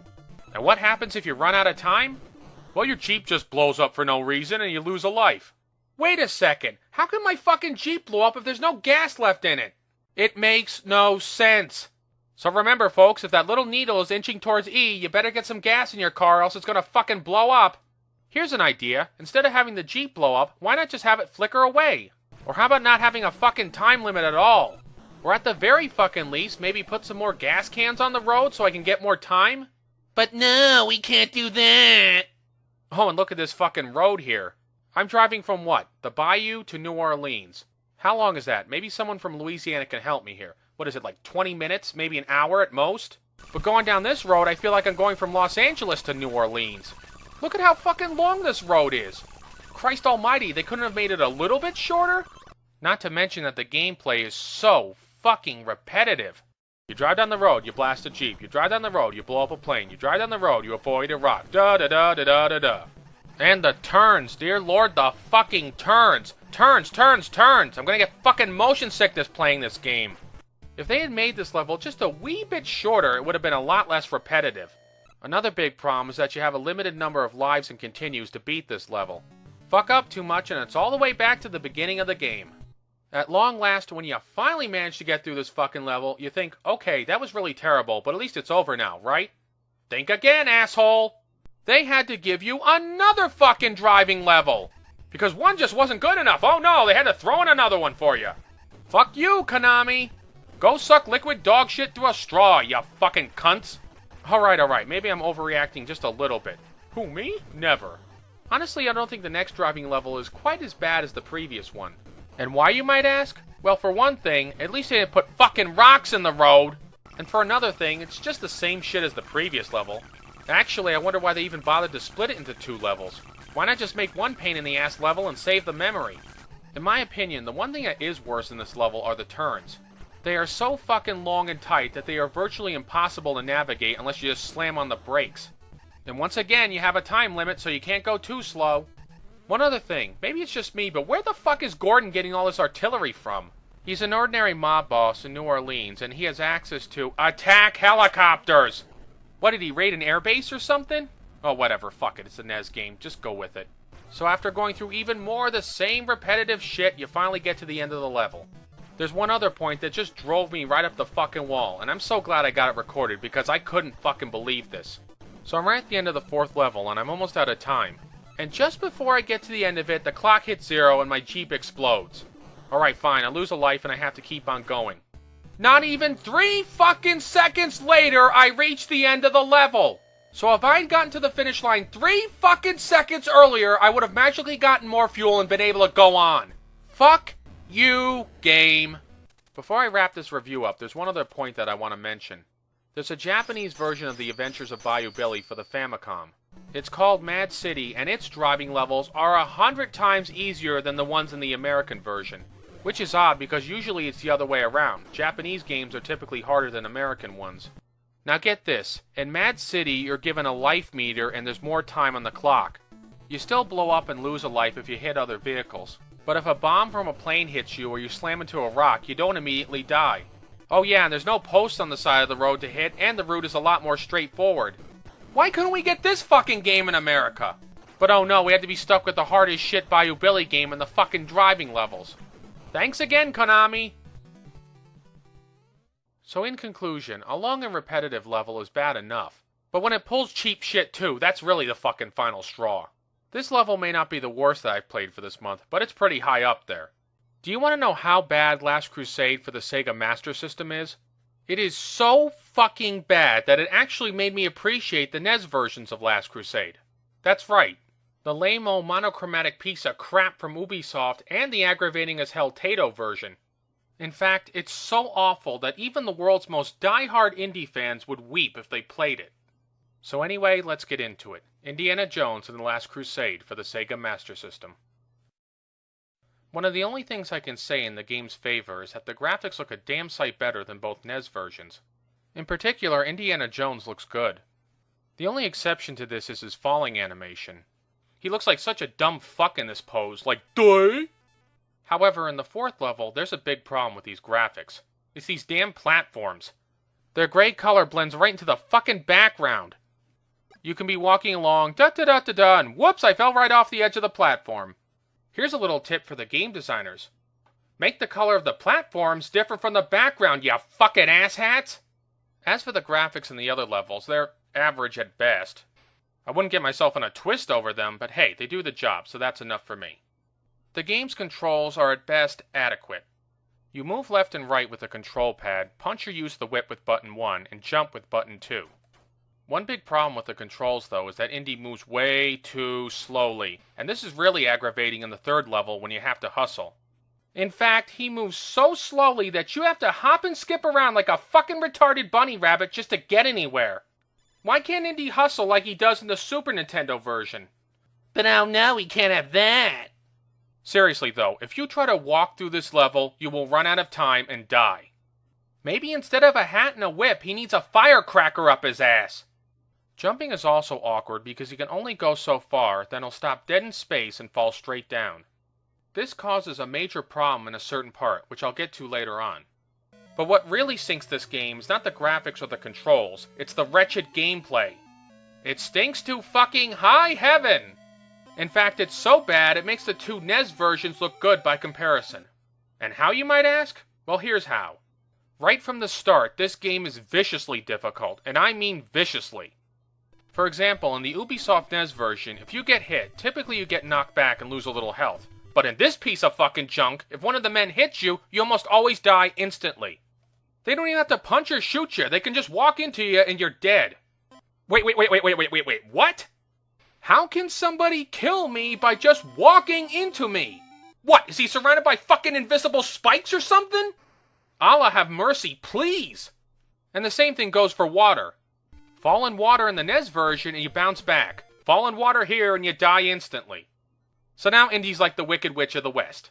Even worse, a giraffe's head in the second level can kill Indy instantly.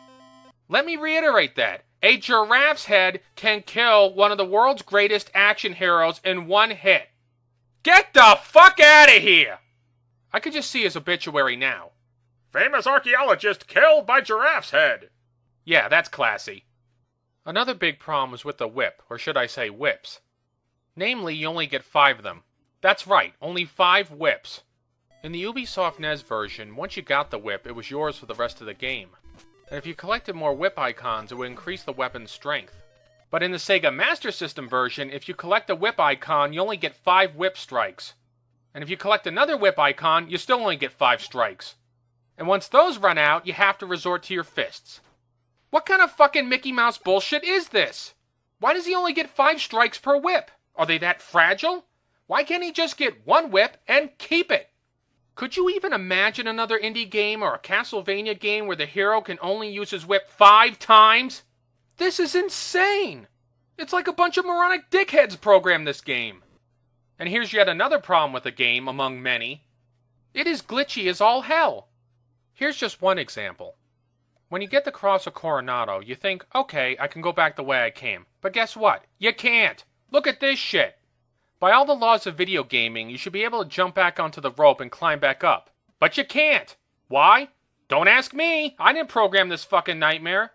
Hell, in the NES Ubisoft version you can do it, so why can't you do it here? There's another way around that involves a collapsible bridge. But once you walk over it the first time, it leaves a big chasm that you can't jump over. So unless you magically know to jump over that bridge the first time, it'll leave that damn gap. And once that bridge is gone, forget it. You'll never get back up there in time, so you'll have to lose a life. Did I neglect to mention how much I hate this fucking game? Here's yet another terrible jump in level 4. Not only is it difficult to see the platform, you have to aim it just right or Indy falls through it and dies. What? How can he miss that platform? Was their idea of playtesting just to shove the game cartridge into the console and then take it out again? Here is the bar none absolute worst jump though, and it's in the 3rd level. I jump from one rope to another to save time, and I almost make it. Then suddenly I hit an invisible fucking wall and fall to my death. God damn it! Oh, and here's the real kicker. In the Ubisoft NES version, you can get across just fine, but in this one, no dice. If this goddamn level had a twat, I would punch it so fucking hard that the whole game would abort itself. Oh, and here's one more slap in the face for you. When you get to that spot, the hourglass disappears, so you run out of time and die no matter what. Think happy thoughts, Filmnstuff. Think happy thoughts. Don't think about butchering those goddamn game programmers with a machete. No, just keep thinking happy thoughts. Now that I've got my blood pressure up into the fucking stratosphere, let me at least try to give some more good points about this game. What few of them there are. The good. You don't have to collect torches like in the Ubisoft NES version. Also, you don't have to play through an annoying puzzle level or an even more annoying motorcycle level like you have to in the Tato NES version. And you don't have to copy down what the fucking Grail looks like, so that's a plus. Finally, the whip is better in this version than it is in the Tato version. As for the bad, well, I need 10 hours to go through the bad, so let me sum it up. If you bump your head on the ceiling in the Ubisoft version, nothing happens. If you bump your head on the ceiling in this version, though, you take damage. And if you do it enough, you die. So Indiana Jones must have a head like a fucking egg. One other bad point is that some of the levels barely even have any enemies in them. This is particularly true in the Zepplin level. It's like, where the fuck are all the Nazis? Did they all go on coffee break or something? The last level is yet another aggravation among many in this game. The game designers try to go for this quasi-3D look, and it makes things even more annoying than they need to be. For example, in this one part here, you have to line up Indy just right, otherwise he'll literally jump through the fucking rock and die. The blades are yet another problem with this level.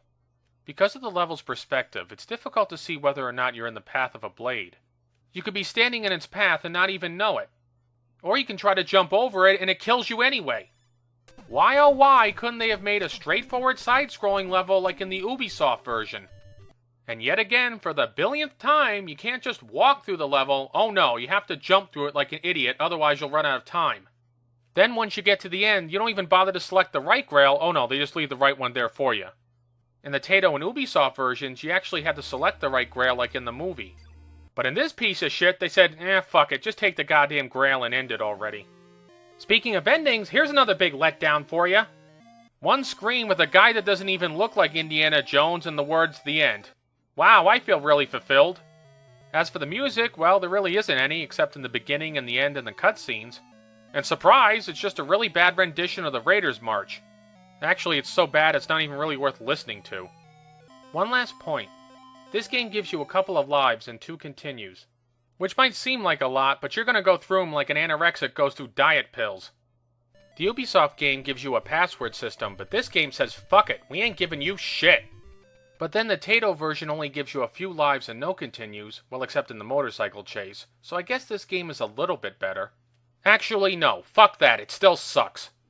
Bottom line, if you have to play a Last Crusade game, don't play this one because it's fucking atrocious. So in conclusion, I haven't yet gotten around to some of the other Last Crusade games, but after this fucking game, I'm not exactly chomping at the bit to review them. If you really need to satisfy your Indiana Jones fix, just go play the Super Nintendo version. Trust me, it's a lot better. Now every boss in this game stinks. But the Zepplin boss perfectly encapsulates how truly wretched this game is. So anyway, let's get into it. Stupid boss battles. Indiana Jones and the Last Crusade for the NES. The Zepplin boss.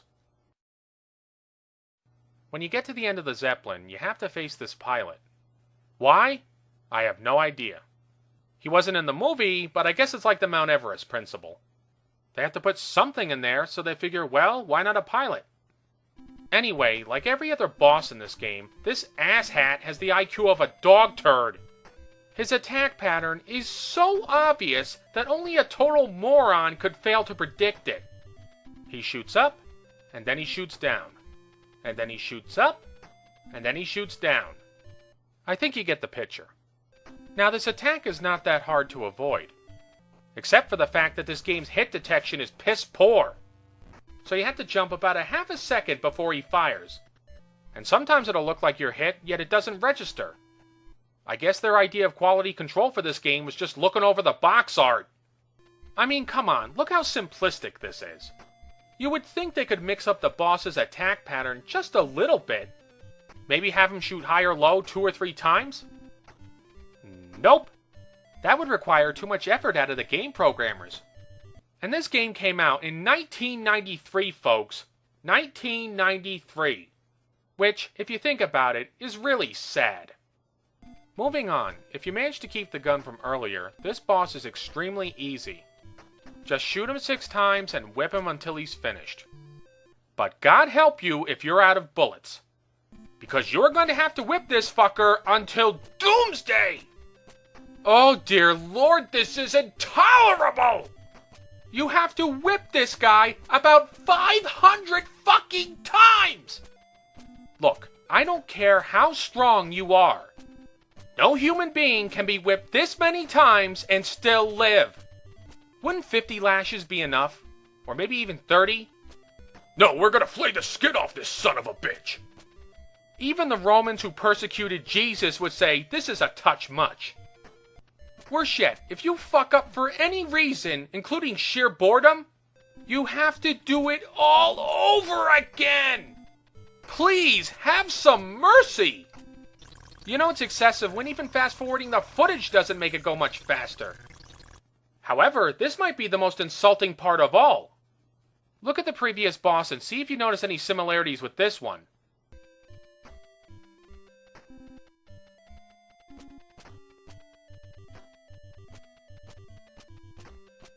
That's right! They just copied and pasted that guy's attacks onto this guy! You goddamn lazy fucks! You give this pilot a gun and you can't make him do anything different? Of course not! So when you finally manage to beat Baron Retread, you move on to the next level. Funny enough though, there is no final boss. Instead, you just pick the correct grail. And considering how long it took Indy to beat that guy, he's probably gonna need it. So in conclusion, to paraphrase the film, the game designers chose poorly. Instead of an exciting battle, they left us with a boring, predictable slugfest. With the release of the new Judge Dredd film, I figured that this would be a perfect time to review a game based on the character. But since there's a good number of them, I wasn't sure which one to review. Finally, I settled on the Amiga version since that one hasn't gotten a lot of coverage. And honestly, I don't think the game is that bad, but considering how iconic Judge Dredd is, I think they could have made a much better game with his character. So anyway, let's get into it. Judge Dredd for the Amiga. As far as the graphics go, I think they look pretty good for the most part. In particular, I think this opening looks really cool. I'll let it play for a little bit and show you what I mean.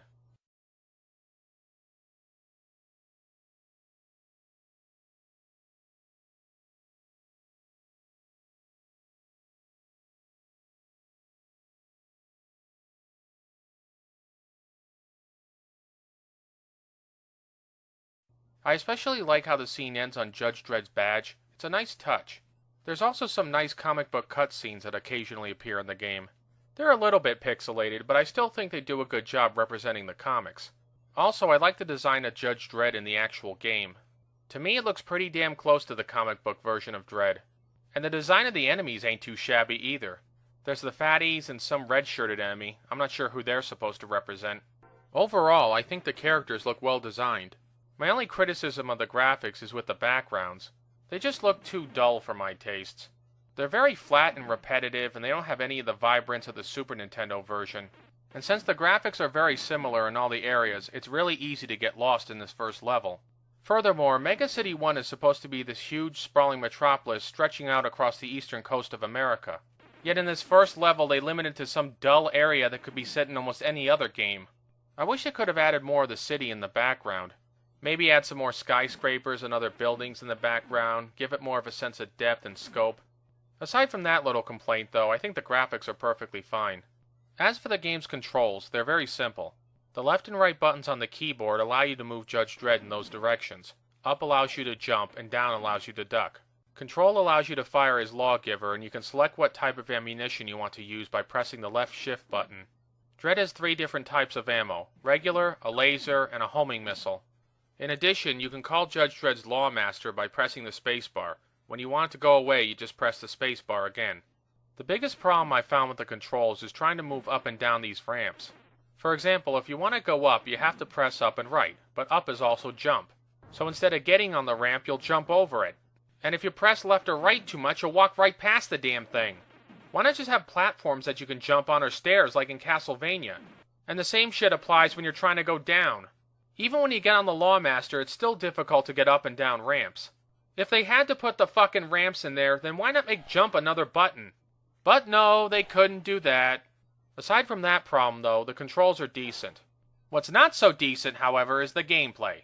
Before you can even start the game, you have to type in a password. Why they put this in, I don't know.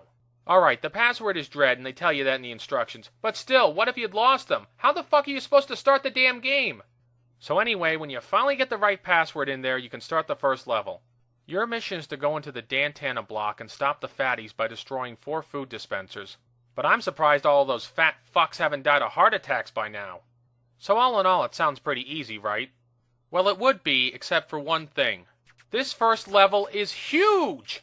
And the space between these food dispensers is enormous! I'm not kidding, they're like miles apart! And you have to go to every single one of them to win. Okay, still that doesn't sound too bad, but get this. On the right-hand side of the screen, there's this bar with the letters CR. This stands for the crime rate in the area. As you go along, this yellow bar will start to get bigger and bigger, meaning that there's more crime in the area. You have to keep it down by killing fatties and red shirts and by destroying the food dispensers. But you can't shoot the black-shirted people because they're like civilians. If you do that, then the crime rate will automatically jump up. Occasionally, you can also arrest fatties by pointing your gun at them.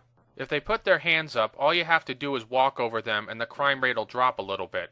Unfortunately, no matter what the fuck you do, the crime rate will keep going up anyway. And the only way to keep it down is by continually killing and arresting the bad guys. If the yellow bar gets high enough, it'll start flashing red. That means that the crime rate is in danger of going out of control. Once it does this, you automatically lose the game. It says that Judge Dredd resigns. Yeah, like he'd resign. Bullshit. But that's the game for you. So you have to kill all the bad guys and destroy all the food dispensers and stop the crime rate from going out of control. You see how this is a little bit more complicated than when I first started explaining it? And to make things even more complicated, there's the energy meter. During the game, Judge Dredd can't die. But if he loses too much energy, he'll end up in the hospital, and when he gets back, the crime rate will have risen. Oh lord, couldn't they have made it a simple 3 lives and you're dead? Of course not!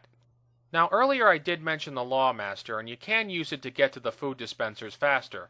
There's just 2 problems. Problem 1. Even using it, it still goes slow as fuck. Look at this fucking thing, it's going about 4 miles an hour! Didn't it move a hell of a lot faster in the comics? Problem 2, if you get on it, the crime rate automatically jumps up. And there's nothing you can do about it.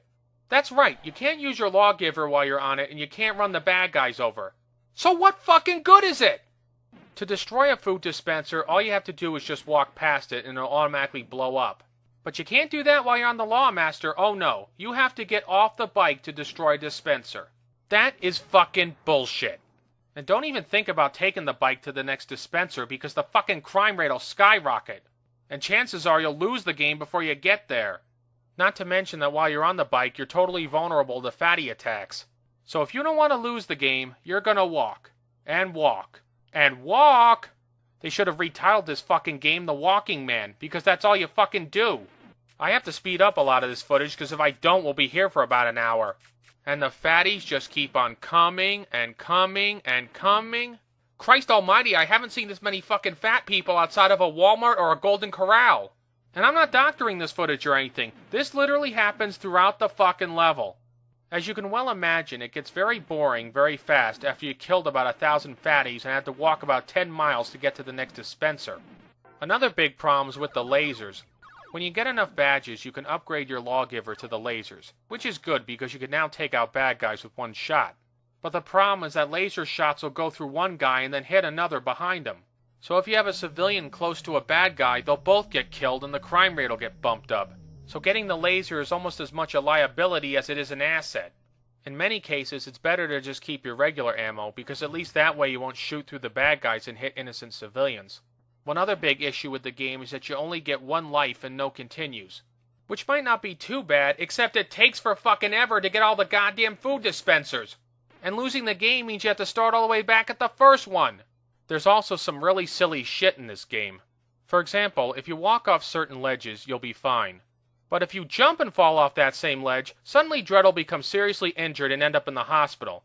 And if you look carefully at this footage, you'll see that Dredd lands perfectly at the bottom of the screen, then suddenly disappears off it. Yeah, because that's fucking fair. Normally the lack of music in a game wouldn't bother me, but in this case it just feels really odd walking through the levels and shooting people without any soundtrack. But as I'm often fond of saying, better no music than bad music. On 3 separate occasions, the game crashed on me right after the first level, so obviously I'm not going to be able to review the rest of it right now. But judging from the first level, I don't think the game's going to get much better after this. So in conclusion, Judge Dredd feels like a missed opportunity. It might have been a good game, but walking around an endless level, destroying food dispensers, and blowing away an infinite legion of lard asses is not my idea of a good time. I just hope that the new film with Carl Urban is better than this snooze fest. I don't know how anybody ever thought that they could turn Alf into a video game. Now, I liked the show as a kid, and I still do. But let's face it, nothing about this sitcom screams video game. Still, I guess some nitwits out there believe this show would make a good video game. And boy, were they wrong. So anyway, let's get into it. Alf, the first adventure for the Commodore 64.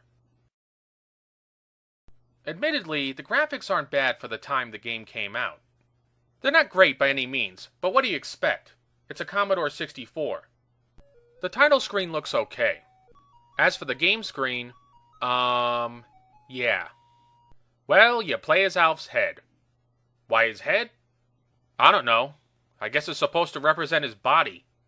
Either that or somebody decapitated him and turned him into a zombie. And Willie Tanner is also a head. Nice. As for the cats, they look good. Although I don't know how you could screw up a cat. And the background graphics are adequate at best. Moving on, the controls are pretty simple. You move Alf with the directional buttons, and I have to say that the controls feel too loose and fast. I think they could have been tightened up a bit more. Along with the directional buttons, you use the control button to drop objects in the garage. And that's pretty much it for the controls. Which brings us to the gameplay. This is where the game starts to fall apart. You play as Alf, or rather Alf's head, and your mission is to gather parts for your spaceship so you can fly back to Melmac. To do this, you must go to the different boards and grab the pizzas, and to get one, you simply walk over it. Once you have a pizza, you have to go get a cat, but you have a limited amount of time to get the cat before the pizza is eaten up. If Alf eats the pizza before he gets a cat, he has to go find another pizza. But if you get a cat before the pizza is eaten up, you drop it off at the garage on the first screen. Then you do it all over again until all the cats are in the garage. After that, you have to get 2 parts for the spaceship and bring each one to the garage. And finally, you have to get a key and bring that to the garage and the level is finally over. Jesus Christ! What is the fucking point of all this shit? Get the pizzas, get the cats, get the parts, get the key. It's like an even more complicated version of E.T. for the Atari 2600. And if there's one game whose gameplay you should not be copying, it's E.T. The only good thing about this stupid-ass treasure hunt is that if you lose a life, you won't lose all the stuff you already got. Well, gee, thanks for small favors. While I'm on the subject of losing Alf's lives, there's multiple ways that this can happen. Willie's head can capture you, or you can get hit by a dog catcher vehicle. In both cases, you're treated to a silly cutscene. In addition, you're given 24 hours to perform these tasks, and you can run out of time. I don't think that matters though, because most gamers will stop playing long before then. Along with losing a life, you can crash into garbage cans, which will slow you down. Overall, the gameplay is stunningly asinine. The cats and enemies are so fucking retarded that all they do is go back and forth like they're on crack. Plus, why did they have to make this mission so needlessly complicated? Why not just have Alf get the spaceship parts and that's it?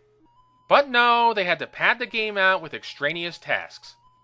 If this game had been a simple side-scroller, it might have worked. So of course, that's exactly what they don't do. By the end of the first level, I became so bored that I just quit. And I don't think I missed much considering it's the same goddamn shit in the next level. As you can well imagine, the gameplay gets very boring very fast. Next comes the music, and it's irritating as all hell. Here, listen.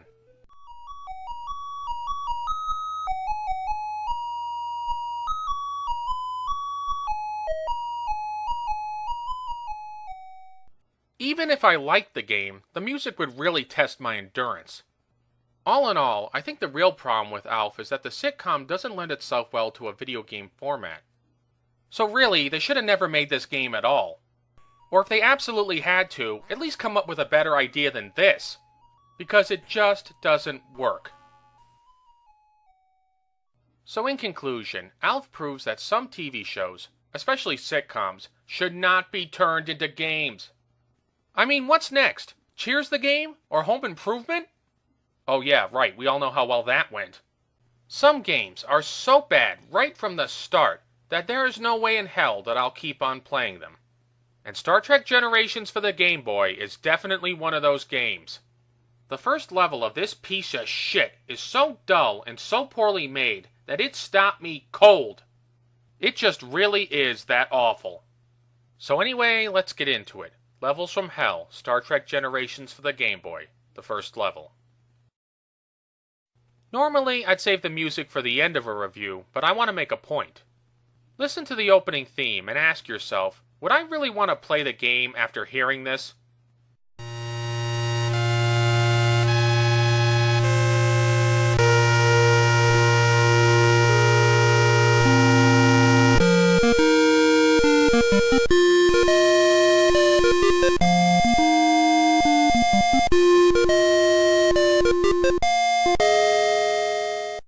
People often say, well, you can't judge a book by its cover. Bullshit! Of course you can! I listened to this awful butchering of the elegant Star Trek theme for a few seconds, and I knew that this game was doomed. And gee, what do you know? I was right. So much for not judging a book by its cover. Anyway, you start out the first level, which has almost nothing to do with the movie. You're fighting two Tholian ships. Why? Search me.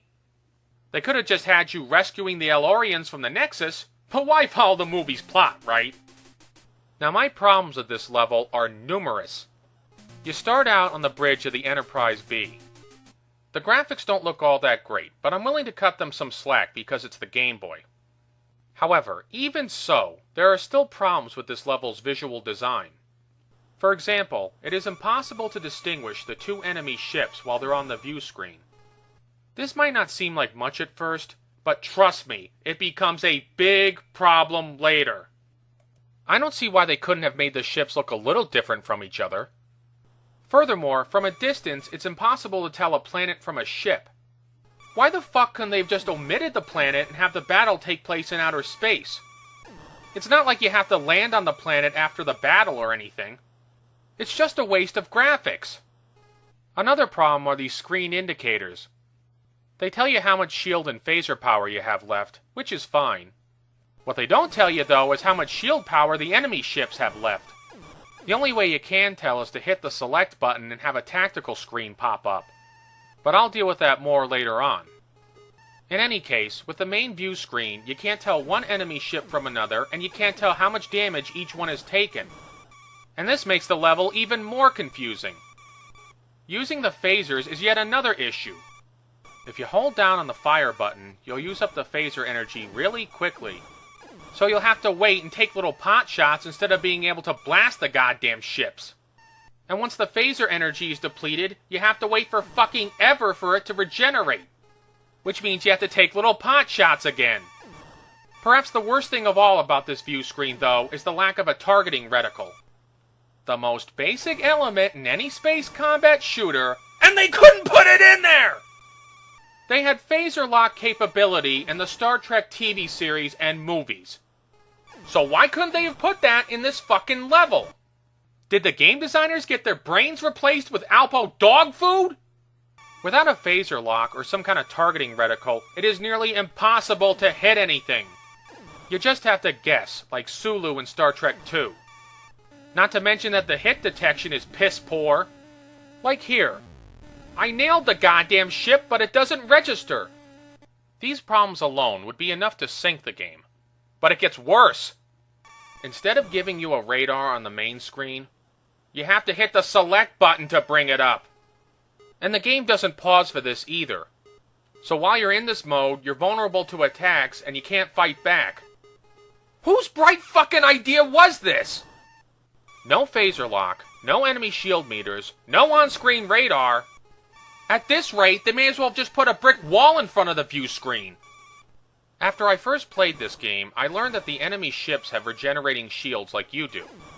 And here's where the sameness of the enemy ships and the lack of shield meters for them really comes into play. If you don't consistently attack one of the ships, their shields will regenerate. Which means that you won't be accomplishing jack shit. And the only way to tell one another is to go back and forth between the radar screen. Even then, it's still hard to track them because they'll fly around you and past you and change direction randomly. So basically, you have to follow around one of the ships and keep taking pot shots at it with your phasers. They could have solved this problem so easily by just having a phaser lock with an icon that tells you which ship you're chasing. So of course they don't do that. Frankly, this is one of the worst outer space combat scenarios I've ever seen in any game.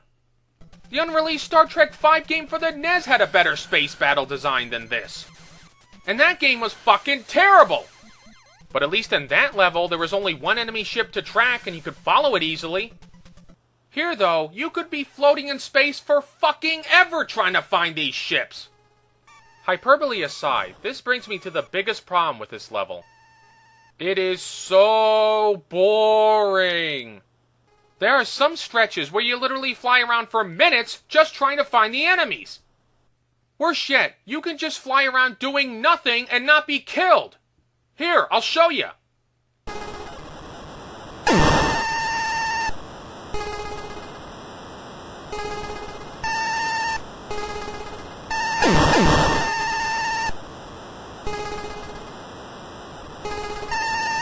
You just fly through space, take hits, regenerate your shields, and not die. How is this exciting? There's no time limit to hurry things along or a lack of regenerating shields. Never mind a brick wall in front of the view screen, they should have just omitted the enemies altogether. There is one consolation in this so-called battle, though. Once you finally manage to destroy one of the ships, it is easier to hunt the other one down. But you still have to chase it through outer space and take pot shots at it with your phasers. When you destroy the second ship, the level is finally over. But by then, it's too late. The damage is done. After chasing these ships for who knows how long, I had no intention of playing another level.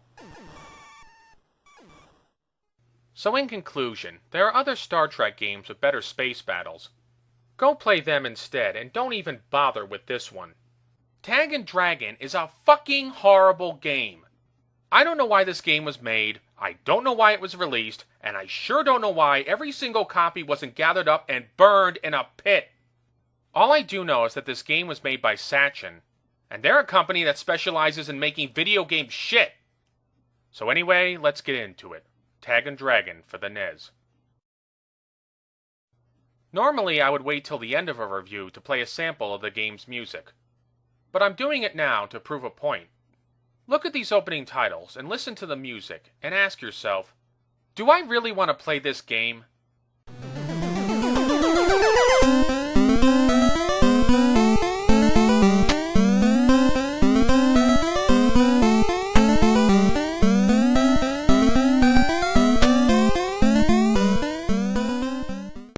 This is quite possibly the worst fucking opening I've ever seen to any game! It literally screams, "Don't play me!" The music is so fucking terrible that I'm surprised it didn't drive the game designers to suicide. And just look at these graphics. This is supposed to be a dragon? Are you fucking kidding me? It looks more like an alligator crossed with a chameleon. It's just so goofy and wrong looking. As for the in-game graphics, trust me, they don't get any better. This thing is supposed to be a dragon, yet it looks like a green cat. And where the hell is this supposed to be anyway? Is this Oz or Wonderland or post-apocalyptic Detroit? Even the colors suck. It's basically puke greens and lavender. This game's visual design is so terrible that it actually makes Silent Assault's graphics look beautiful by comparison. The controls aren't too swift either. Your dragon is so clumsy that it's very hard to move him, especially when he's surrounded by blocks. Not to mention that he moves slow as shit. Plus, he has an attack range of about 1 inch. Can't this dragon breathe fire? No, all he can do is bite his enemies. Wow! Where this game really fails, though, is in the gameplay. Your mission is to go around and kill the other dragons.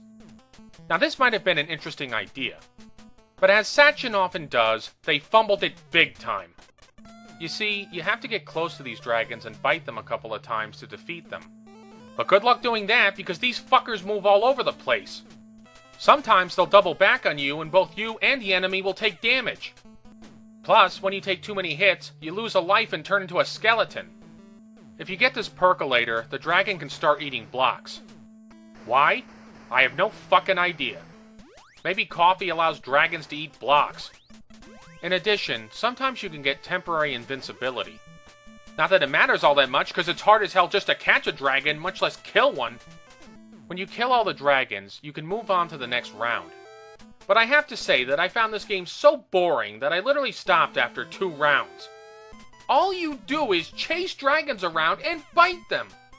Seriously, that's it. Who, in their right fucking mind, ever thought this was a good idea? It is literally boredom personified. If I didn't know any better, I'd swear this was an Action 52 game. It's just that bad. The in-game tune is just as terrible as the opening titles music. Here, listen.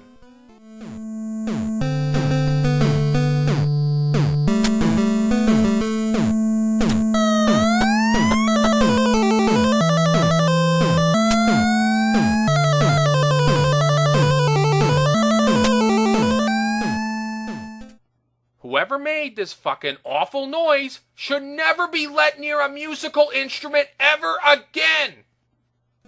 Oftentimes, pirate games get a bad reputation for being cheap pieces of shit. But in the case of Tagin Dragon, it's more than well deserved.